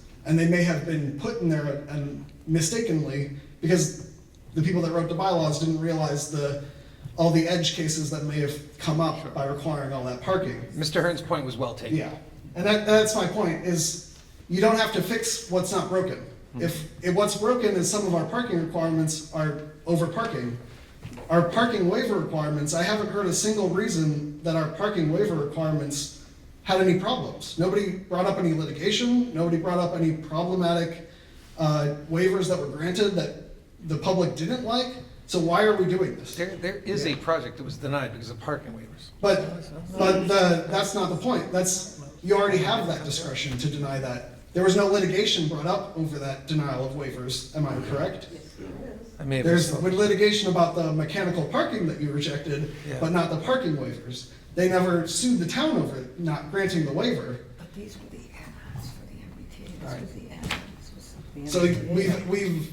we're introducing all this extra requirements when there's, again, what's the problem? Like, what's the actual problem that we're trying to solve here? A tangible problem. That particular question, I can't say we necessarily have an answer to. So that's the They answer. were too broad.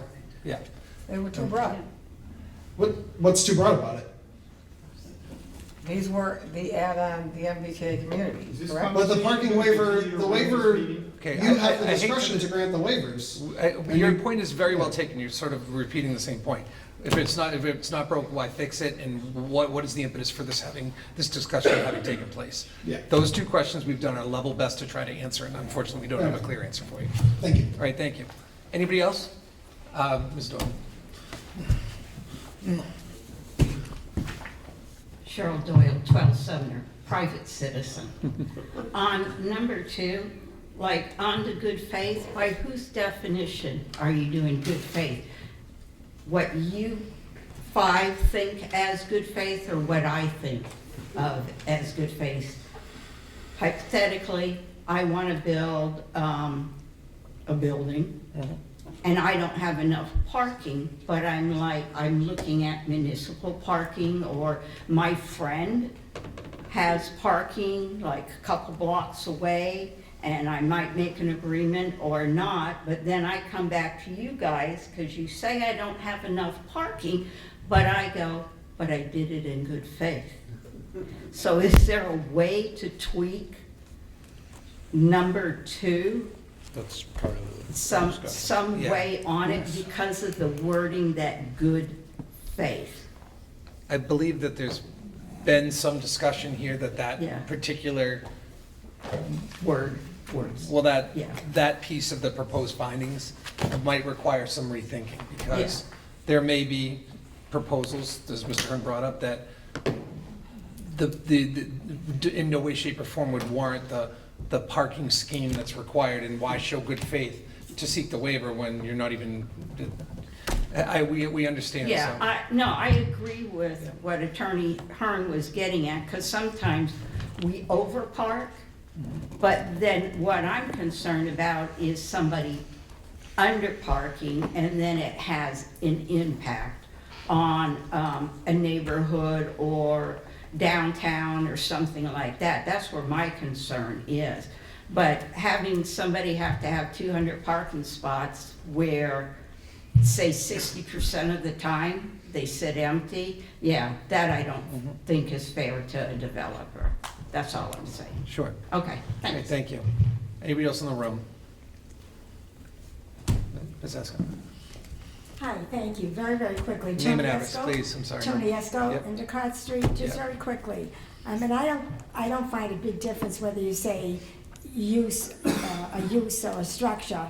But if we're gonna say projects, then we need to keep it consistent, because down in number 3, we say requested relief shall accommodate the proposed use and/or structure. So maybe you want the word project if that's what you're gonna use. Just saying, if you decide to go back to use of structure and you're gonna change projects at the top, fine. So that was just one comment, so we don't have any inconsistency there. And then I just want a clarification on 4. I personally liked that in there, to be assured that anybody asking for a waiver, even if their waiver might not think that the fire department has anything to say on it, I'd still like an email from the fire department that proved they got it or read it and it says no action required. Don't you still need to know that every department applicable got the waiver paperwork? You know what I'm saying? I want the assurance that it's not assumed they saw it, just because no action was required. You know, you might not think of something that the department head would. I'd like confirmation that it was received, and is that done? Sarah, does that weigh in on that? That's 4.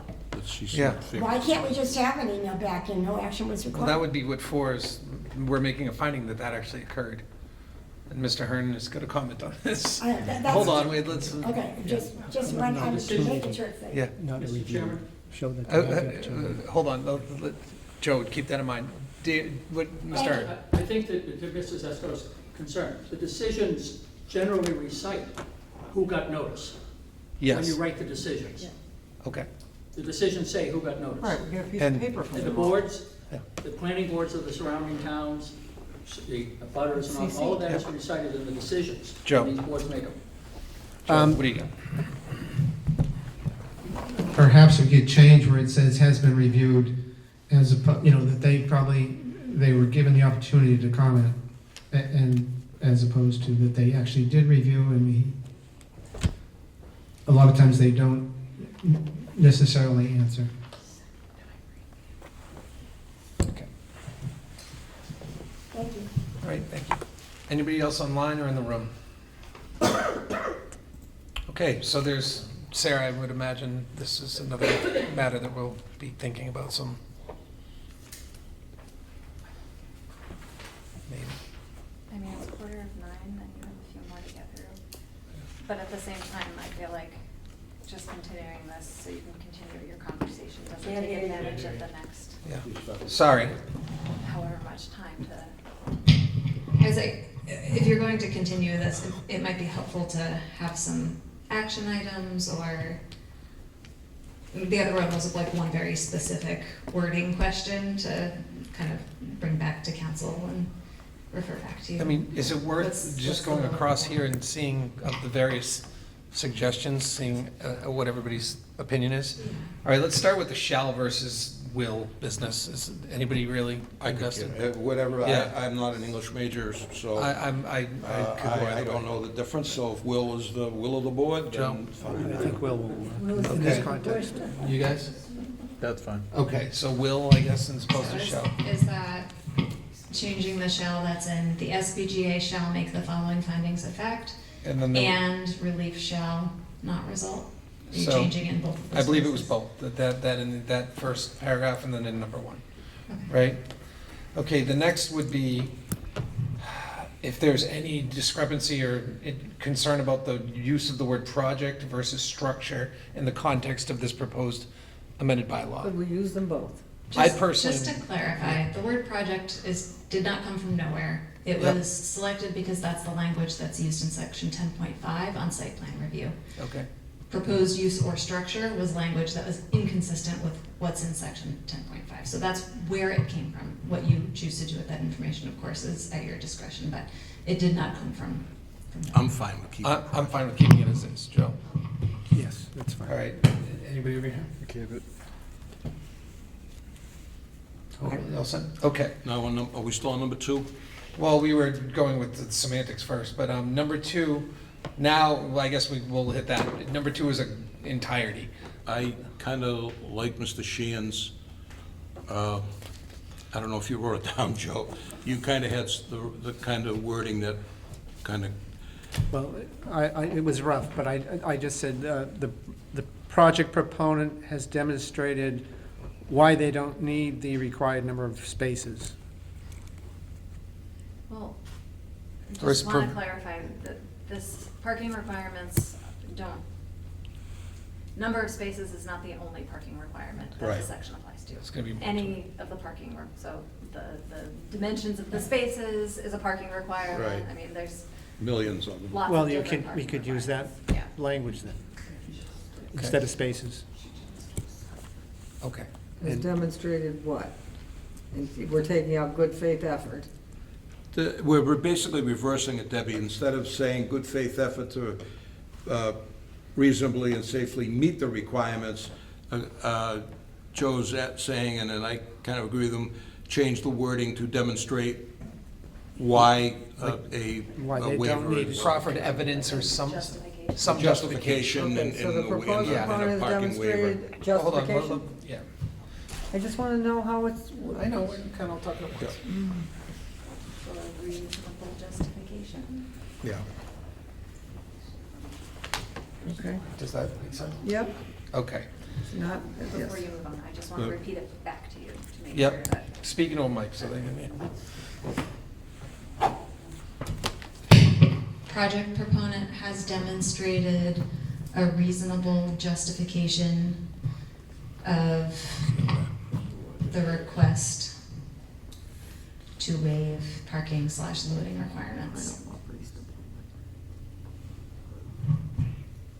Is that, Works for Do we me. have Yeah. another word that's, project Not proponent reasonable? has demonstrated a reasonable justification of the request to waive parking and loading requirements? On site, or do you want to nix the word? Does the word reasonable need to be there, or just some sort of justification? I mean, reasonable adds an extra wrinkle that, Well, that's You reasonable have is, discretion to Yeah. determine this, what's you know, they reasonable. gotta, it can't be cuckoo. okay. Right. I know That's a earlier relative term. in the It's a summer, legal term. you added on-site because that felt important to you. Do you want to keep that or remove it at this point? Because that was something that was intentionally added in, was that you felt that putting the word on-site felt important. I still think it's. I think it's important. You still think it's important? Yep, Yes. okay.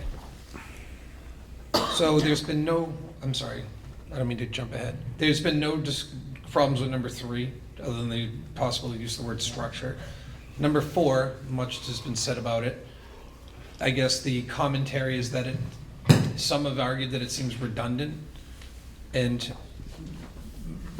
where does the board stand? I guess, may I step in Sure. one more time? yep, Again, the applicant is required to provide every board under 10.4.4, which I had to look up, okay?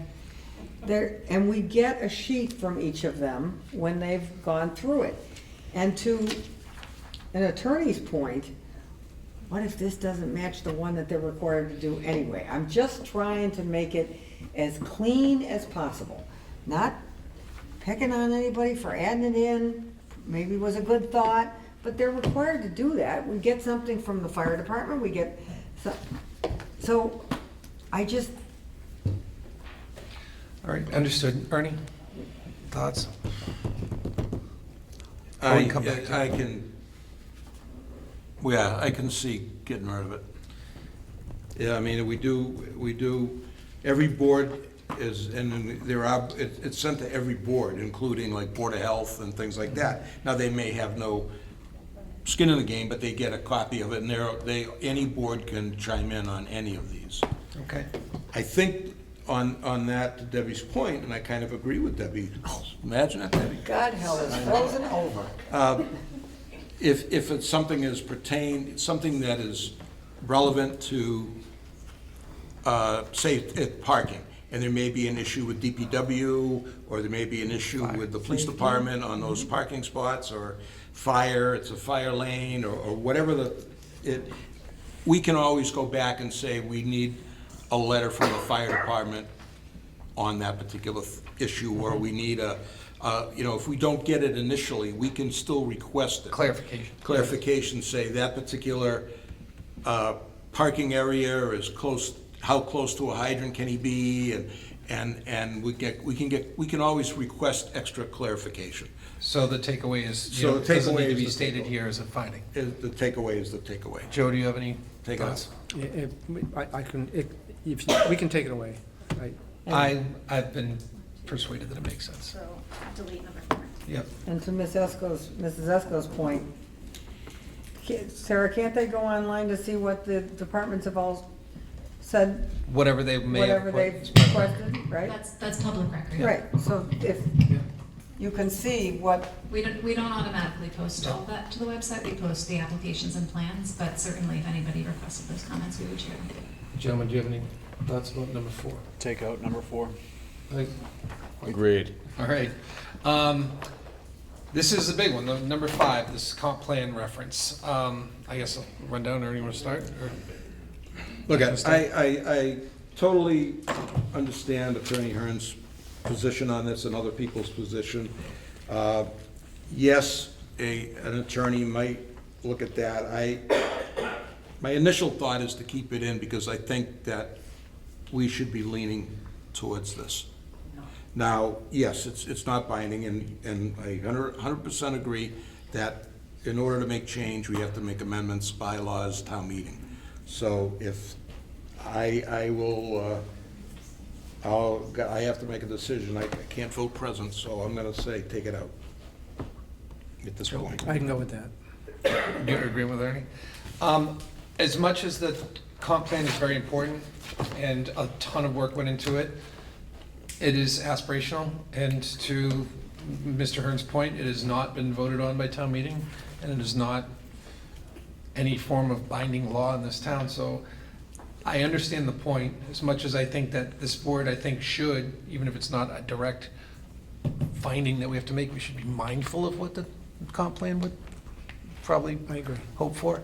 I can get behind it, striking it as a requirement on this list of findings. Debbie?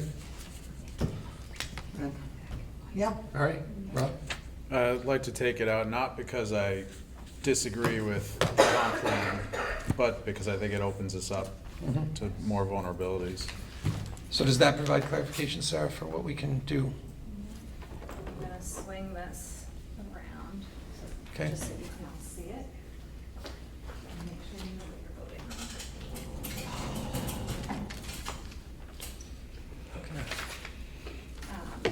So you can see, these were changed from shall to will. Mhm. Number 2 is changed to project proponent has demonstrated a reasonable justification of the Yep. request to waive on-site parking/loading requirements. This On-site- was Hey, unchanged. use the mic. Sorry, Number 3 was unchanged, and then 4 and 5 were deleted. Is that accurate? I think that's consistent with what we spoke of. were we gonna have on-site? Did I miss it? The word on-site? on what, number 2? Number 2. Number Yeah. 2, to waive on-site parking Yep. Oh, slash sorry, loading yep, requirements. yep. He's See. getting old, he can't see I that. can't see, I can't Okay. think. Okay. So, Mr. Hearn? May I ask, Mr. Chairman, what were you thinking on the sentence that begins, the SPGA shall make the following? Will, we spoke, I think you want it to be obligatory, make it shall. The other ones will. okay. Shall is mandatory, and I think you're voting on something that would make conditions, findings mandatory. I think that's the goal, right? Yes. If that's the goal, make that shall. The will is your trying to predict the future. Does anybody on the board disagree with Attorney No, Harris? that's fine. That's fine. All right, adopted. I never had Mr. Peterson, so. So with regard to this, are we voting at the end on, or we already kicked the whole thing to the So 20th? now we're gonna take out Will McCutcheon. We can vote on this. If you, for this or any of the others, Yep. if you feel confident that you've heard public comment and there's no other comment from the public, you can take a vote to close the public hearing. And you can also take a vote to submit the article as amended or whatever to the Board of Selectmen for entry on the fall So on town that meeting warrant. particular point, last call here, anybody in the room needs to speak on this one? And there's nobody online? Any other comments from the board? Is anybody ready to make a motion? I make a motion, except we're gonna, number one, we're gonna, Sarah's already taken Shell and put Will, now we're gonna go back from Will to Shell. Yes. Correct? Yes. Well, in this No, one. no, No, no. this one is, Line above. that's gonna remain shall, and the other one's gonna be will. Yeah. I'll make a motion to close the public Okay. hearing. Second. Motion is second. All in favor? Aye. Aye. All opposed? Okay. And then any motions on whether or not this should be referred to Board of Selectmen? I'll make a motion that this should be referred to the Board of Selectmen As amended. as amended. I'll second that it's, it would make and I think, Mr. Chairman, I think, Joe, the motion should be that you want to make a recommendation to, not to the Board of Selectmen, I think we want to make a favorable recommendation to town meeting. I stand corrected. That's Correct? That's how My we vote. apologies if I Yeah. did it straight. So that's the motion, and a second is on? Motion and a second? Second. All in favor? Aye. Aye. All opposed? Okay. All right. The next conversation about a proposed zoning amendment is that regarding bonuses.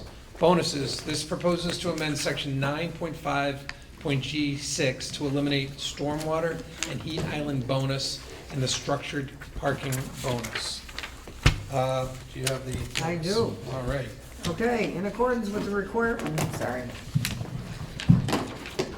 In accordance with the requirements of Mass General Law, Chapter 48, Section 5, notice is hereby given that the Town of Norwood Planning Board will hold a public hearing on August 24th, 2026, at 7 p.m. in the Norwood Senior Center, 275 Prospect, via remote participation. The purpose of the hearing is to accept public comments on the draft zoning bylaw amendment 9.5.G.6 MBTA Communities Multifamily Overlay District General Development Standard Bonuses. The proposed amendments will eliminate the stormwater management and heat island impact bonus, section 9.5.G.6.B, and the structured parking bonus, 9.5.G.6B. The draft zoning bylaw amendments are on file in the Community Development Department of the Town Hall. Review normal business hours, emailing ComDev, Norwood, MassGov, reviewed in the planning board's website located www.norwoodmass.gov. Thank you. Okay, thank you. I guess before we go to public, nothing off for Sarah at this point?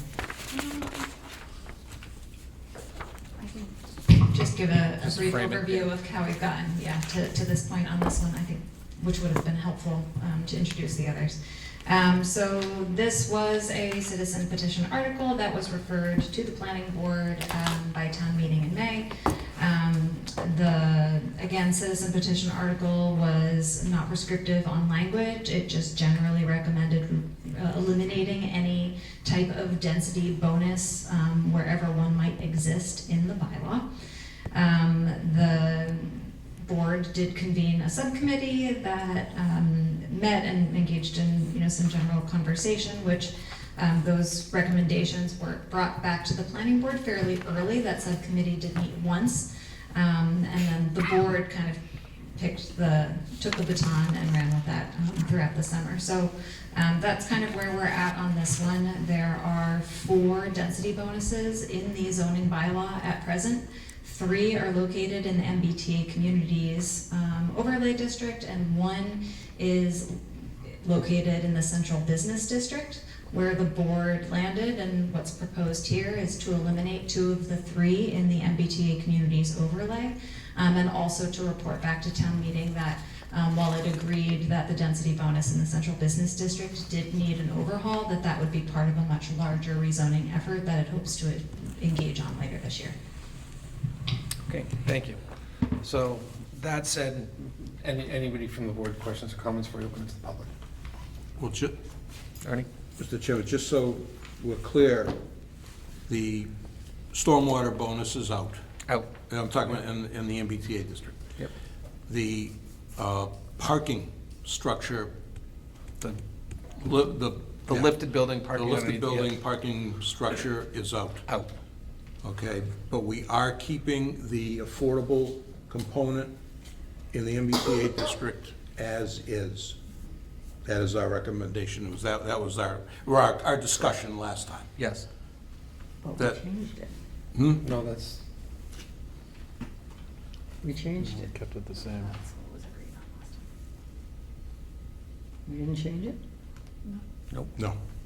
We There had was the- discussion We about had a potentially lengthy changing it. discussion, and we hadn't voted on it. So obviously, we're going to vote on it tonight. So that was the discussion. I think we were all in agreement on the first two. I think the affordability component was the one that we have to, do our homework and think a little bit on if we wanted to keep it, or if the board sees any reason to change it. All right, with that, anybody, questions? Sure. You want to go to the audience and then I'll? Yeah, and then you can Okay. engage. There we go. All right, Ms. Doyle. Cheryl Doyle, Sumner Street, again, private citizen. I wish you guys would consider not doing the bonus floor at all and actually go by what the MBTA actually requires, because other towns are just following exactly rule of law of MBTA. And I know we're trying to get more affordable housing, but the problem lies is we're in Norfolk County. Our median income is based off of Suffolk County, which is Boston, which is much higher. And say you get a developer in here and he goes, okay, I'm gonna get that 5th floor by doing that extra 5%, but I'm going to jack the rent on all the other units. So you basically priced out a lot of people out of apartments, which we already know we have a housing shortage. So if you're bumping the rent so high that, the average person in Norwood can't afford it, say like a fireman or a cop in town, new to the force, and he's got a wife, no kids, or she's got a wife, no kids. Do you really think they can afford $4,000 a month for rent? I don't see how they can do it. And I think we're actually doing our citizens in town an injustice, because they can't get into these complexes because of the rent. Check the rent at Avalon. It's crazy stupid, because they can do it if we're going off of Suffolk County. It'd be great if there was a way to petition the state and say we need to go off of our own county, but for some reason, they lumped us where we should not be lumped. So, that's all. All right. Thanks. Ma'am?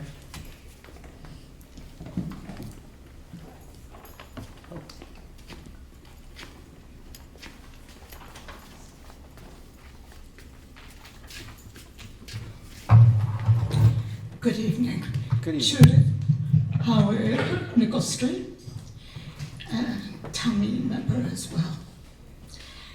I'm just gonna read this, very short.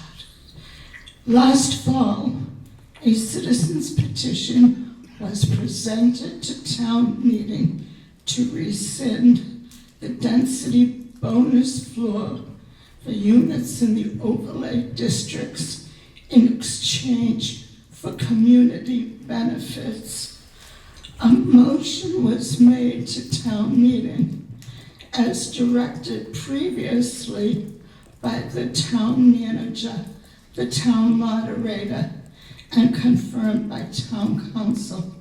And I quote, to refer to the planning board for further study and recommendation to town meeting this fall.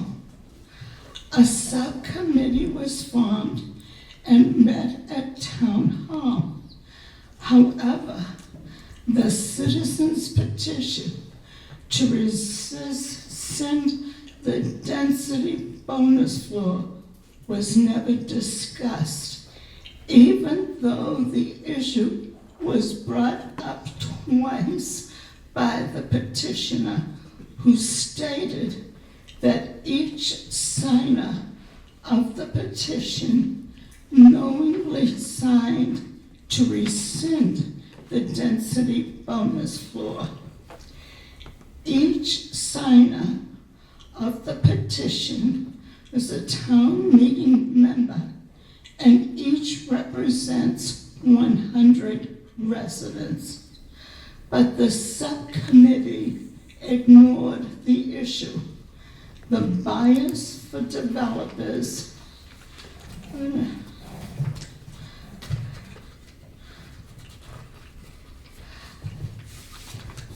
and affordable housing was unmistakable, but let it be known that there is no such thing as affordable housing here in the Commonwealth of Massachusetts. No, it is the least expensive of any of the surrounding towns due to the higher tax rate of the businesses on Route 1. Developers make obscene profits to build their rental and other complexes because they receive subsidies from the state, we taxpayer, to build some of their tenants seeking so-called affordable housing also receive subsidies from the state, we taxpayers.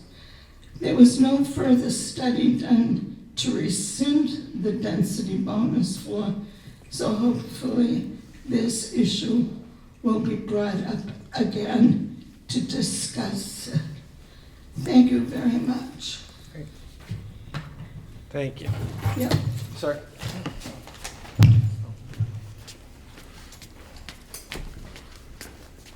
Steve McFarland, 51 Craymore Road. I would like you to get rid of the affordability clause. I don't think it works. I don't see any benefit for the town for it, and that's all I have to say. Thank you. Thank you. Brian? Oh, Ernie? Can I have that? Can you pass me the mic?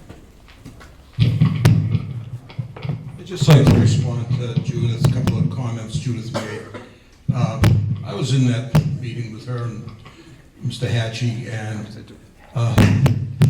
the density bonus and the affordability bonus was most certainly discussed at length. And this is going to be one really for town meeting that's really going to have to decide. Now, what we decide here is not binding. It's a recommendation to town meeting.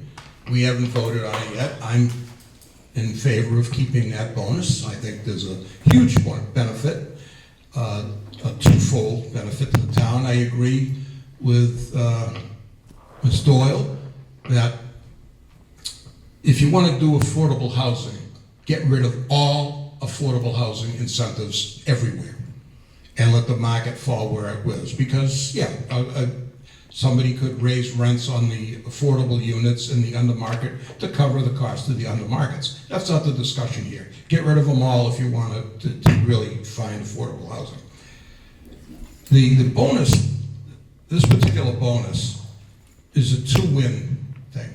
Yes, it adds an extra floor, but affordable homes, affordable priced or undermarket apartments are one of the things that comes up in this town at every single public hearing, task force, what's the number one thing this town needs? Everybody says it's affordability. So we're trying to create, in those extra 5% are at 50%. And the other bonus to the town is the town gets to count the entire building. So I don't know how, a bunch of you were here last time when I gave that scenario, 100 units, 20% are affordable, we count 20%. We count the 20 units. You have the fifth floor, there's 125 units, we count the entire 125 units towards our housing count. So there is a benefit to the town, twofold. This is really going to be town meeting. It's going to discuss if the town wants to say, what's it worth to you? Is it worth to have a building with a fifth floor and have more affordable units and get to count the whole building, or not have a fifth floor and count 20% and cut out some affordable units? So there's really going to be a discussion of what town meeting members of what they want. You know, what do they really want? It's not what we think.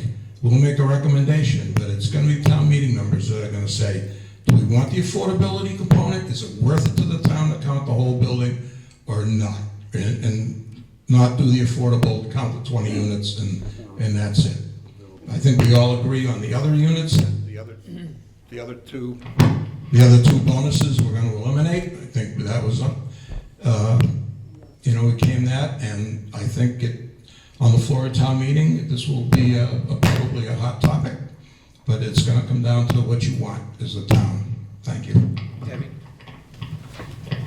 Okay, Ernie, I appreciate your visual last. Is this still public comment? Yes, it is. Yeah, but he got- Let Debbie speak first. This is the second. And Ernie is correct, that if we do the 20%, you get to count them all. We are at 875 to our 10%. Is it 875 or 857? My dyslexia. We're not at our 10%. However, we are at our 1.5 of land. And in my gut, I don't believe that an extra floor is worth what we're giving them. I think if you make them do the 20% plus the 5% deeply discounted, you're not gonna get them to build anything.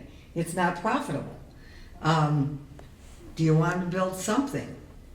I just think we're giving away, and effectively everything's a 40B. Everybody, we can't make decisions out of fear. And we are as diverse as anybody. We are not discriminatory. We have lots of affordable units. Yes, we're not at our 10%, but we're doing the shared housing, we're tracking it, we are always cognizant of the fact that we're adding more stuff.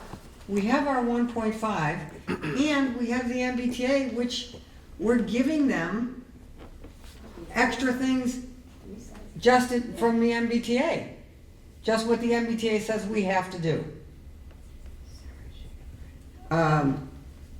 And we're already, so I thank Ernie for his visual, and we're re-looking at this, just like data centers. Appreciate the work that you're doing on data centers. It's nationwide. Everybody was a good idea, and now it's not such a good idea. When we started this MBTA thing, when it first came down from on high of the Golden Towers downtown, we tried this. And like the data centers, a lot of places have tried it and then went, oh, wait a minute, maybe not so much. So I don't think we need, if you listen to the town people, and it's not, that's a major thing for me, and I don't think that you're getting affordable units. We haven't even absorbed the ones that we've approved. Right. Yet. We've got Savagrin, we've got across from the hospital, we haven't absorbed those yet, and those boomers haven't died yet. So I think you're gonna have a hard time getting it past town meeting. And Not up to me, I'm not a member. okay, So I'm opposed to giving another floor. This remains a public meeting. Yep. So, next comment? Name and address, please. Ann Makowitz, Cross Street, District 7. The town is already over densely populated. We've got 2 projects that are already going to have 5th floors to increase. Every single town in the state of Massachusetts is struggling with this. It is not unique to Norwood. Affordable housing, they get vouchers. They get Section 11, they get Section 8, they get vouchers from the federal government to help them afford apartments in various and sundry towns. You have also created a housing committee that I think that this board should leave it to that committee to resolve that issue. We do not need this bonus. Anybody else in the room wish to comment? Anybody online, Sarah? Oh, sorry. Mr. Nadelli.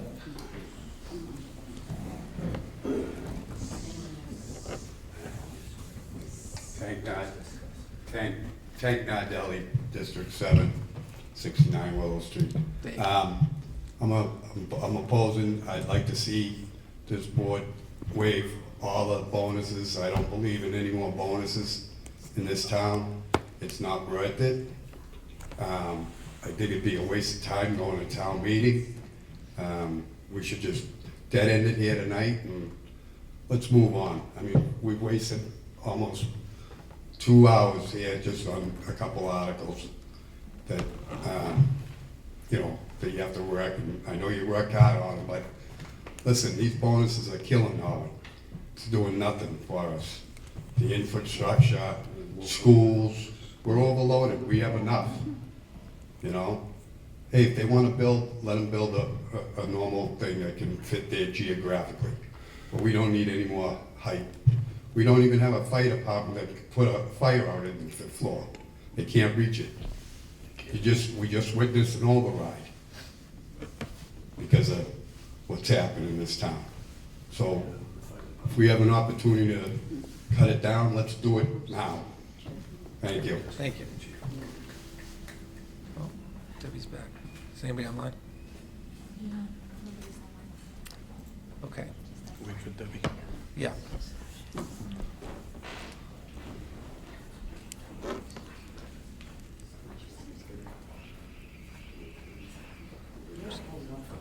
No, we just, Yeah, a second.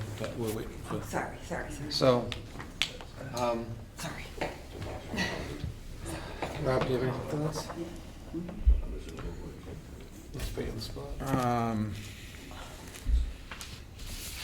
I'm in favor of keeping it the same for now.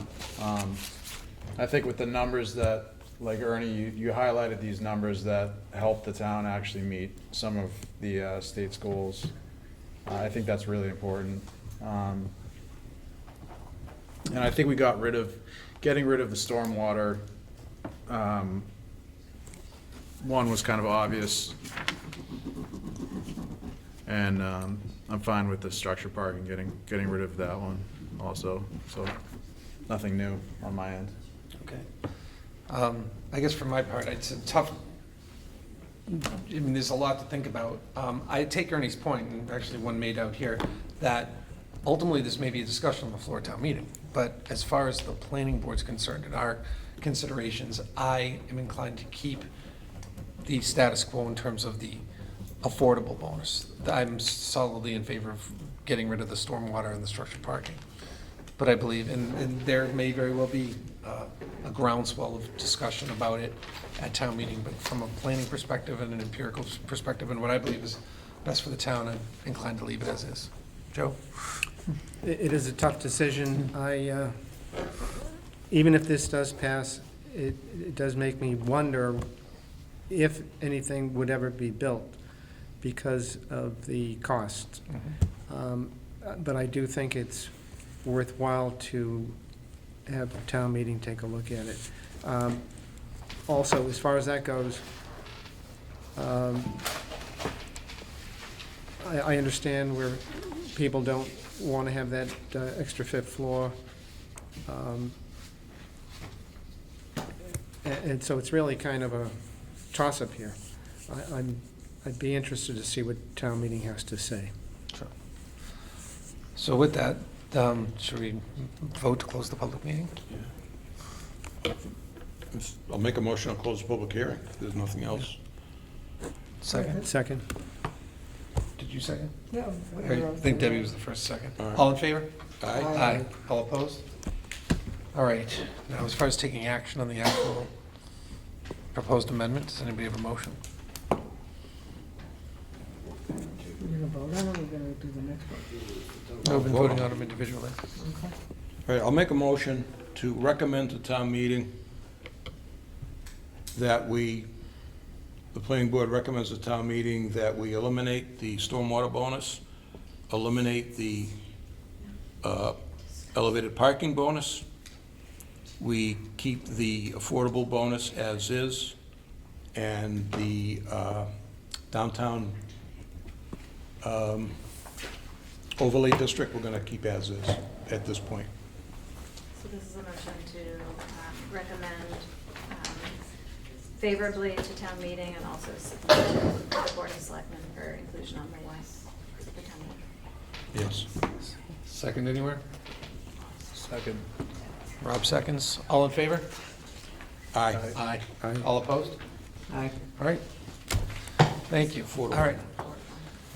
So the next proposed amendment, moving forward here, is urgent care, which would define urgent care centers and add a new subsection on the table of use to establish which zoning districts would allow them. And Madam Clerk, do you have anything? Yep. All In right. accordance with the requirements of Mass General Law, Chapter 48, Section 5, notice is hereby given the Town of Norwood Planning Board will hold a public hearing on the 26th at 7 p.m. Senior Center, Prospect Street, via remote participation. The purpose of the public hearing is to accept the public comments on draft zoning bylaw amendments, Section 11 definitions, and Section 3.1.5.f table of uses, service establishments. The proposed amendments will define urgent care centers and add new subsections to the table of uses to establish which zoning districts allow the urgent care use. The draft zoning bylaws amendments are on file at the Community Development Department and Town Hall, may be reviewed during normal business hours. ComDev, norwood.gov, website, www.norwoodmass.gov. Okay. So, Sarah, is there Mr. introduction? Chairman, if you could just read the definition. Oh, absolutely. I'd be happy to. So, You got it? I got it right is here. that right here? Oh, there we go. Okay. So the proposed definition of urgent care center, this is short, is an outpatient medical clinic consistent with MGL Chapter 111, Section 510? Is that where? 551. Oh, it's 51, oh. Yeah. I'm sorry, yeah. All right, here we go. Mass General Laws, Chapter 111, Section 51O, which provides for the diagnosis, treatment, and management and or monitoring of acute and chronic disease or injury that is, for the treatment of an illness or injury that is immediate in nature but does not require emergency services. 2, provided on a walk-in basis without a prior appointment. And 3, available to the general public during times of day, weekends, or holidays when primary care provider offices are not customarily open. Thank you. All right, so any concerns on the board? Joe? Yeah. Oh, there we go.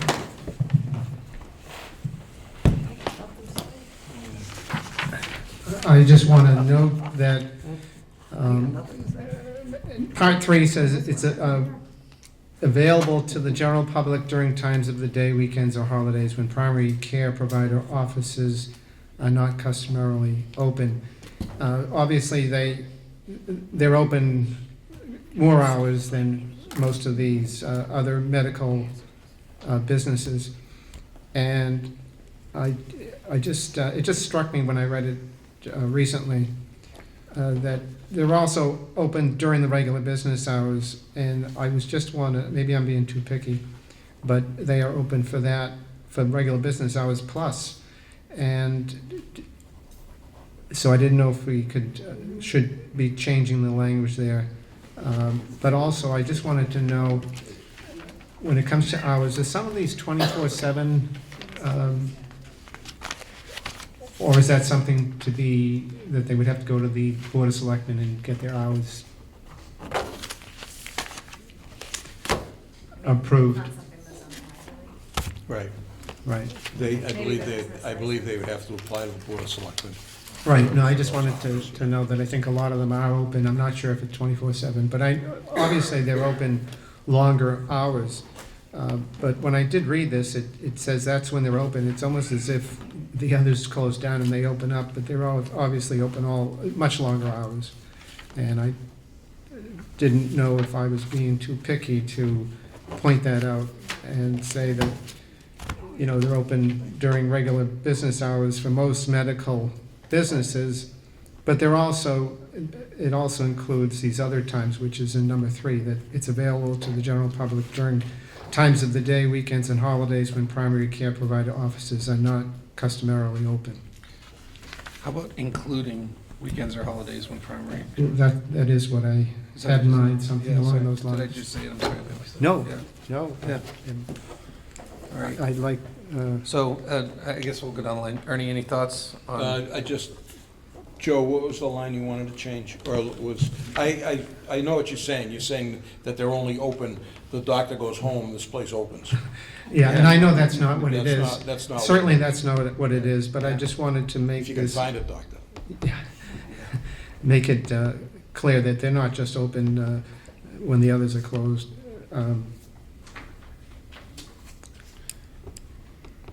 So that they are open during regular business hours, and also that would include during times of the day weekends, or holidays when primary care provider Wait a minute, offices are available not to the customarily general open. public during times of the day.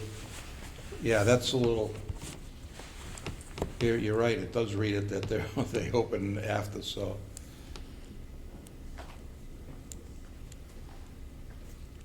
So either including or included but not limited to or something? Yes.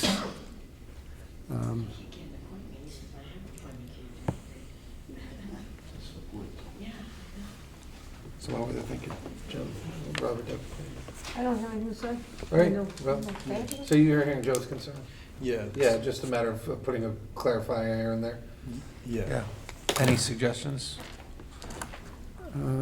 Available to the general public 7 days a week. during regular business hours, including, and then we would include the rest of it. Times of the day, weekends, holidays, when primary care providers' offices are not customarily open. Okay. Did Sarah get that? Huh.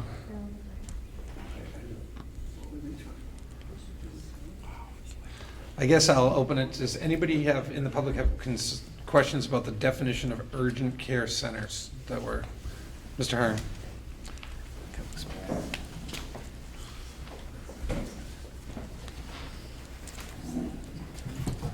David Hearn, 98 Berwick Place. I took a look at the statute, and there is a section of the statute that defines urgent care services, and the language of that is consistent with, in the proposal, Roman numeral 1, Roman numeral 2, Roman numeral 3. But also has Roman numeral 4, is not intended and should not be used for preventative or routine services. So what is the purpose of this proposed bylaw, adding this? You guys deleted number 4 because Okay. We can't hear Ms. Sarah, in these discussions, we can't hear Ms. Dixon, unfortunately. Yeah, so this language, as you've noticed, is directly from the statute that defines urgent care. So the board earlier this summer, when it was writing this, decided to nix number 4, which was about receiving care that could be considered routine. And the concern, and I think this was yours, so correct me if I'm kind of not generalizing your comments properly, but the concern was that something might not be able to be construed as an urgent care because it offered something like a vaccination.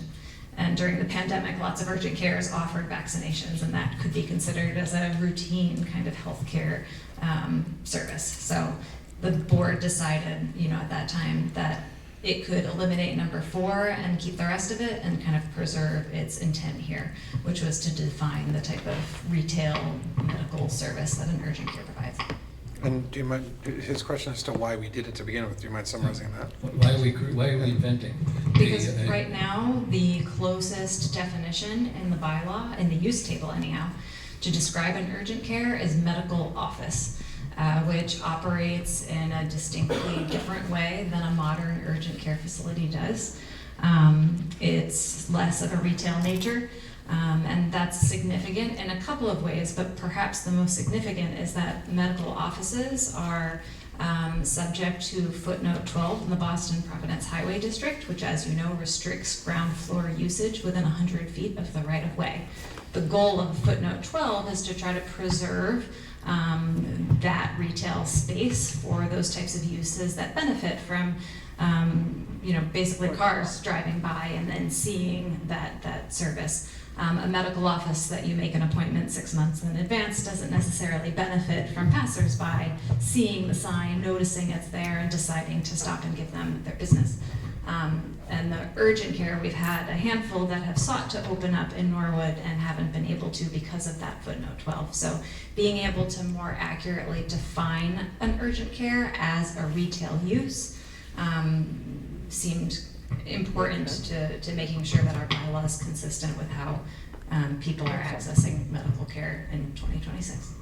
Mr. Chairman, should there be a reference then that, with respect to urgent care facilities at footnote 12, shall not be deemed to apply to those? It's not really a retail use, it's a professional use. No, but what's the harm in defining it in our bylaw?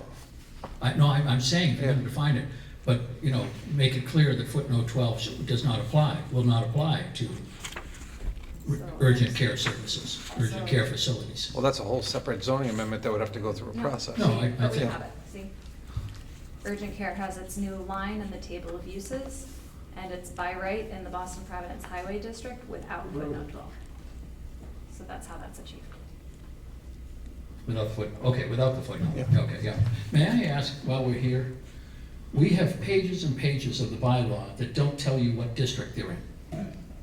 Why can't that heading be, they tell you there, but you have to go to another page. Why can't that heading be added to every page of the bylaw? Only you would do that. Only, no, other I've people seen do it it too. before. It's infuriating. I tried to do that every time we make an amendment, but I can't go back and fix formatting unless I bring it to town meeting. So one of these days I will propose, and I hope the board will support me because this drives me absolutely bananas also. I would love to bring a housekeeping kind of article where we just kind of fix formatting in the bylaw all in one fell swoop, but Would you like to do that for this? no, oh my gosh. Mr. Chairman, I don't think that's formatting. That's because we switched the way these are presented on, and for good reason, because we have so many districts. We switched from portrait to landscape. In the old bylaw, you didn't have this problem, but now we do. I'm trying to read the bylaw and I have to keep going to the other page and then count the number of columns and then go up to one, count the number of columns, see what's in the BPH or the general residence. I don't think that's a formatting, I don't think that requires a vote. Because did town meeting vote to adopt landscape versus portrait? I don't know. So I just thought of that because she showed a page where I didn't know what district we're in. I think I appreciate the explanation. I was wondering why this was being proposed, and that's a good point. I had a client who had a similar thing. I will also say that I'm glad that this board grants relief from section 12, because there are some medical office buildings that don't front on Route 1, but have their side of the building facing Route 1 and within 100 feet, and need relief in order to go forward. With one in Norwood Park South. So at least you have the authority to grant relief on that. And I appreciate that. That's not Taco Bell. Across from Yankee Candle, too. What? Yeah, across from Yankee Candle. Yankee Liquor. There's an urgent care in there, too. I know that one. I worked on that a little bit, but I'm talking about the office building in Norwood Park South. Yeah. That Giglio rebuilt for medical offices. Yeah. That wasn't legal until we came in and had to get a special permit. I'll tell you sometime the story of that evening. You can still smell the french fries. May I suggest one thing in the opening sentence, the first line? An outpatient medical clinic that is operated in a manner consistent with Chapter 111, Section 5110.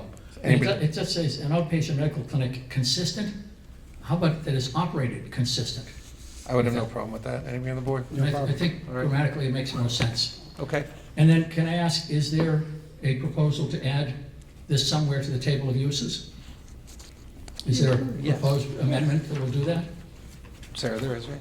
Yep, these are two articles on the same hearing, so this is also an Article D. I don't know, I printed out the articles that were the subject of tonight's hearing, and I didn't see it. This has been on the website since June. When I printed pending zoning amendments, I didn't see those. You want it? No.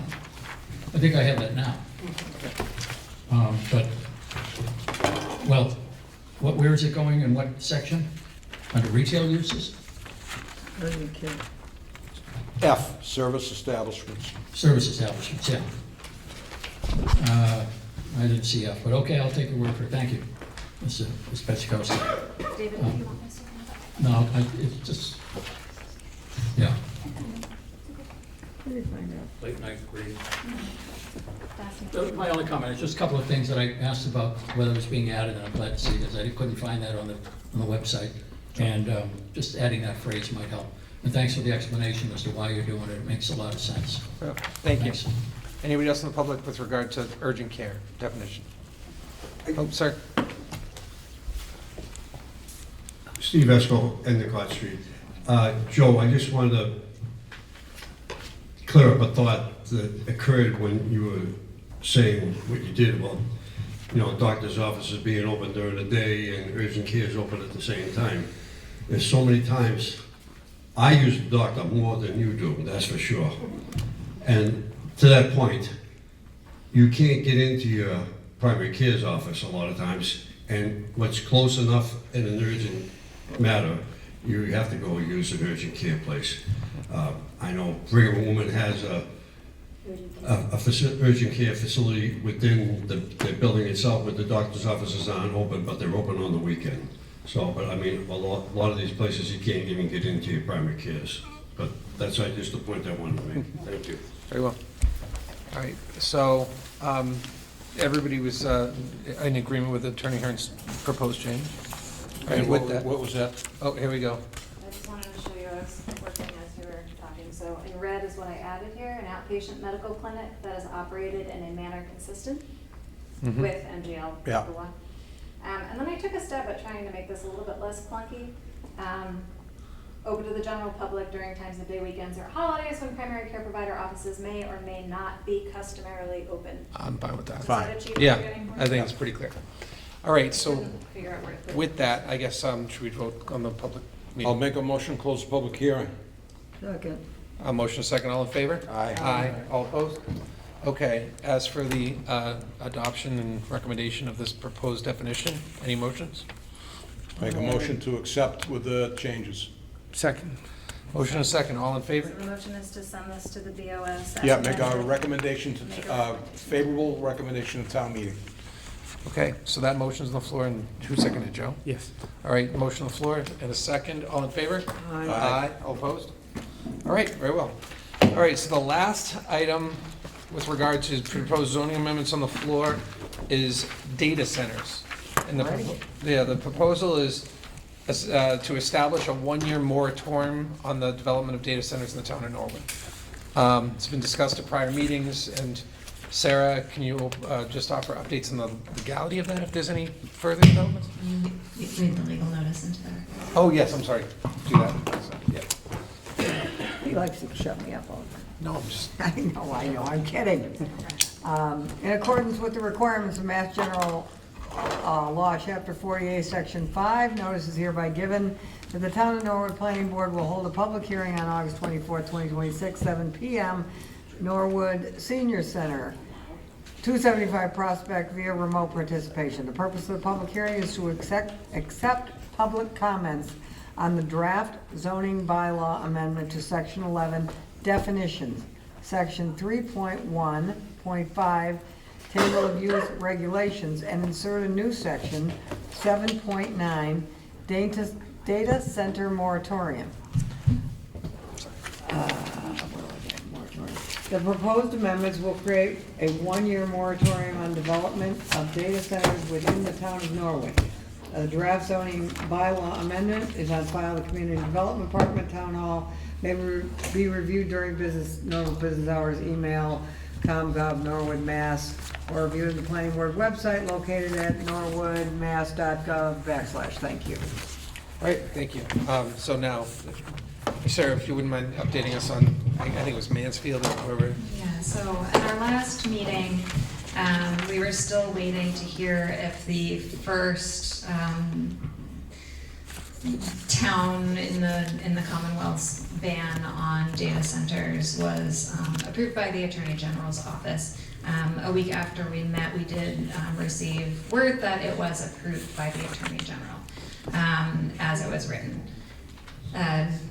But just to quickly summarize, at your last meeting that we talked about this, before we even had that certainty and that decision, the determination of the planning board was that a one-year moratorium was a kind of prudent, conservative option to effectively, stall development of this type of use in the town for a period of time, and to allow perhaps some best practices to emerge with not just one other municipality having banned these, but perhaps multiple, and to see if there's any kind of case law that emerges as those new bylaws are tested.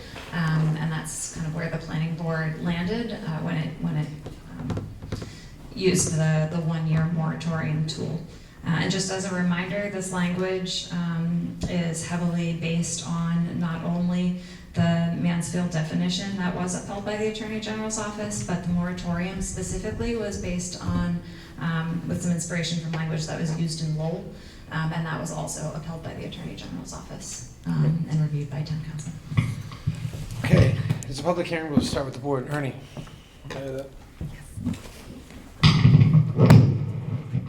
Yeah, I really think the moratorium is the way to go here. And let's tap the brakes on this. Give us a chance to breathe. This is a national hot topic. There are several states, I think the governor of Pennsylvania just stopped all moratorium permits, all data center permits in his state. There are a couple other states that have done this. This is really unsettled across the country.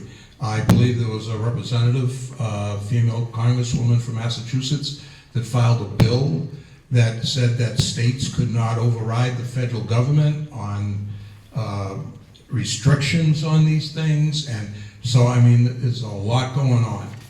We may decide that, I'm not saying one way or another, but the town may decide that maybe small data centers in certain parts of Norwood would work.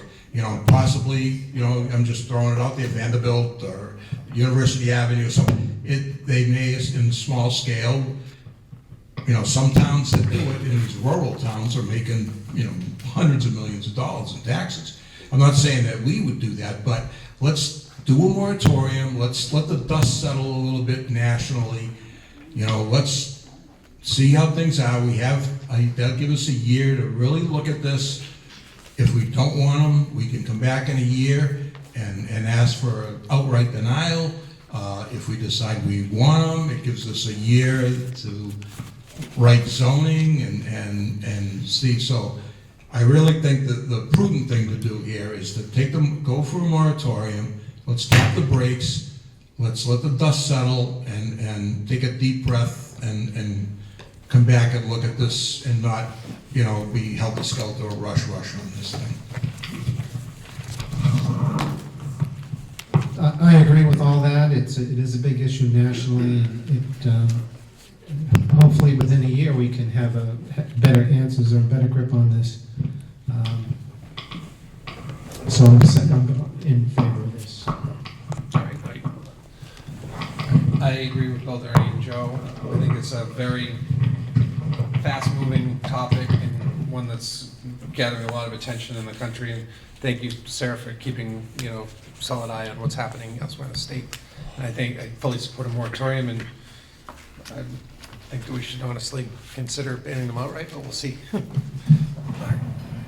I agree with Ernie. Everybody write that down. Believe me, I got it. I getting the recording of this. So I agree that a moratorium is what we should do in this time. But I think while we're waiting for that year to pass by, we should be gathering information. Ideas like these possible tax incentives. Say we have our own municipal power. Who knows? Like, I'd like to study that. Like, if the town has access to whatever 20% of power that doesn't get used, or whatever the number may be, why not utilize it? If you could make money off of it some way. I know there is a lot of manufacturing land that's not totally being utilized right now. So, just let's not sleep on this is my point. Let's take this year and study it, see what other towns are doing. I know that one municipality, they said, I don't know if it's being presented, but basically limit the number and size by how many megawatts that would be the number that you would restrict it by, so they could meet, what the community wants. You could do that with water also, water power, pollution, whatever. But let's just not sleep on it. That's my point. I don't know, Sarah, can a moratorium be in perpetuity, or is that something? So what's drafted is a 360-day moratorium with one option for an extension that would have to be voted on by town meeting for a period not to exceed 180 days. And that's fairly standard for moratoriums. It has to be a limited window of time so that you can achieve the stated goal, which the stated goal that we have proposed here is to really study the issue and examine the potential impacts to the community, both positive and negative. Sounds good. One quick one. So while we're on the moratorium, are we gonna have public hearings or anything, or just have people submit questions, input, that kind of thing? You know how techie I am. So the moratorium is a zoning amendment, so this is the public hearing for the moratorium. If it's voted to be sent to the Board of Selectmen for entry on the warrant, it would go on that warrant, same as any of the other zoning amendments, and then it would be voted on by town meeting. What the board chooses to do in the next year, if that passes, and how it wants to commit and engage to that study is at the discretion of the board. So if you wanted to, make sure that we put it on the agenda once a month to receive updates on, see what's happening across the state or the region, you could do that. You could put together a working group. You could, Okay. lots of different ways to I would like do to that. suggest that we, in a couple of months, because it's all, hell is breaking loose on it nationally, and have people put their input in. I don't know if a data center and the cloud are even the same thing. No. Are they? Okay, so these are questions that, what is the average size? How much? So I don't know. I think input would be good, and then maybe once every 3 months, the planning board could throw it on our schedule and open for discussion. They could, email Sarah, and then you could drop us the questions, and I'm not the one that's gonna ask these. I'm still using a dial phone. What? Yeah, I know. So this is a public hearing. We are running very short on time. So anybody have any comments or concerns with regard to? All right, let's start up here, Ms. Esco. All right. Keep in mind, we're really running. Tony Esco, Endicott Street. I just want to say thank you very much for this moratorium. And I have followed this, and I always feel very vulnerable because I have 26 acres of manufacturing land at the end of our street. And so is the end of Davis Ave. So District 5 could be vulnerable. And just want to reiterate, was mentioned at the last meeting. Mansfield, what's so cool what they have done is because they too are a municipal light department town. So this zoning article is a little different in that you need a lot of input from our municipal light department to talk about how you want to regulate this, not just the land use, but what size it can be, how much electricity it can use, the water, the noise, the pollution, all that. And I'm so glad you're regulating them. We can't stop progress, I know that, but by chance, we happen to be driving through Loudoun County in Virginia, which is the data center capital of the world. And they are so ugly and huge down there. It's overwhelming. They look like prisons. So we need to make sure that whatever we allow to be built is developmentally appropriate for the size and the density of our town. And I just want to thank you for doing this, and I hope that the municipal light department obviously will be a big part of your research. And the template for Mansfield is already excellent to go by. Thank you. I'm sorry. Sorry. Steve Brody, Devon Road. I'm for a permanent ban on this thing. These use excessive water, and these centers cause a lot of noise and pollution. This is from an experience of many places. Look at Lowell. And they employ very few people and cause excessive destruction. Thank you. Any others in this room? Ma'am? Oh, both of you can come up. Form a line if you like, yeah. Steve Kenichi, 3 Harrow Road. The idea of a data center, it scares everybody in the country because it's one of those things that we need, but none of us want to have it in our backyard because it's noisy, it uses untold amounts of electricity, which means that our electric company wouldn't be able to support it, and it doesn't scale. So initially, the investment would be enormous to try to build the infrastructure out to support a data center. And because of the batteries they use, it uses a tremendous amount of water to cool the thing in order to keep those batteries cold. So it's compelling to some people because it goes in a big building, maybe we get a lot of taxes out of it, but there's so many things that have to be considered. I hope that we really look at this carefully before anybody makes any decisions on whether it's a good idea or a bad idea. They're going to be coming out with data centers that are small as technology gets smaller and different battery technology comes out. So I just think we really need to sit down, and I think a monthly update with somebody that's really going to be looking at this technology is something that we definitely need to do in order to consider this.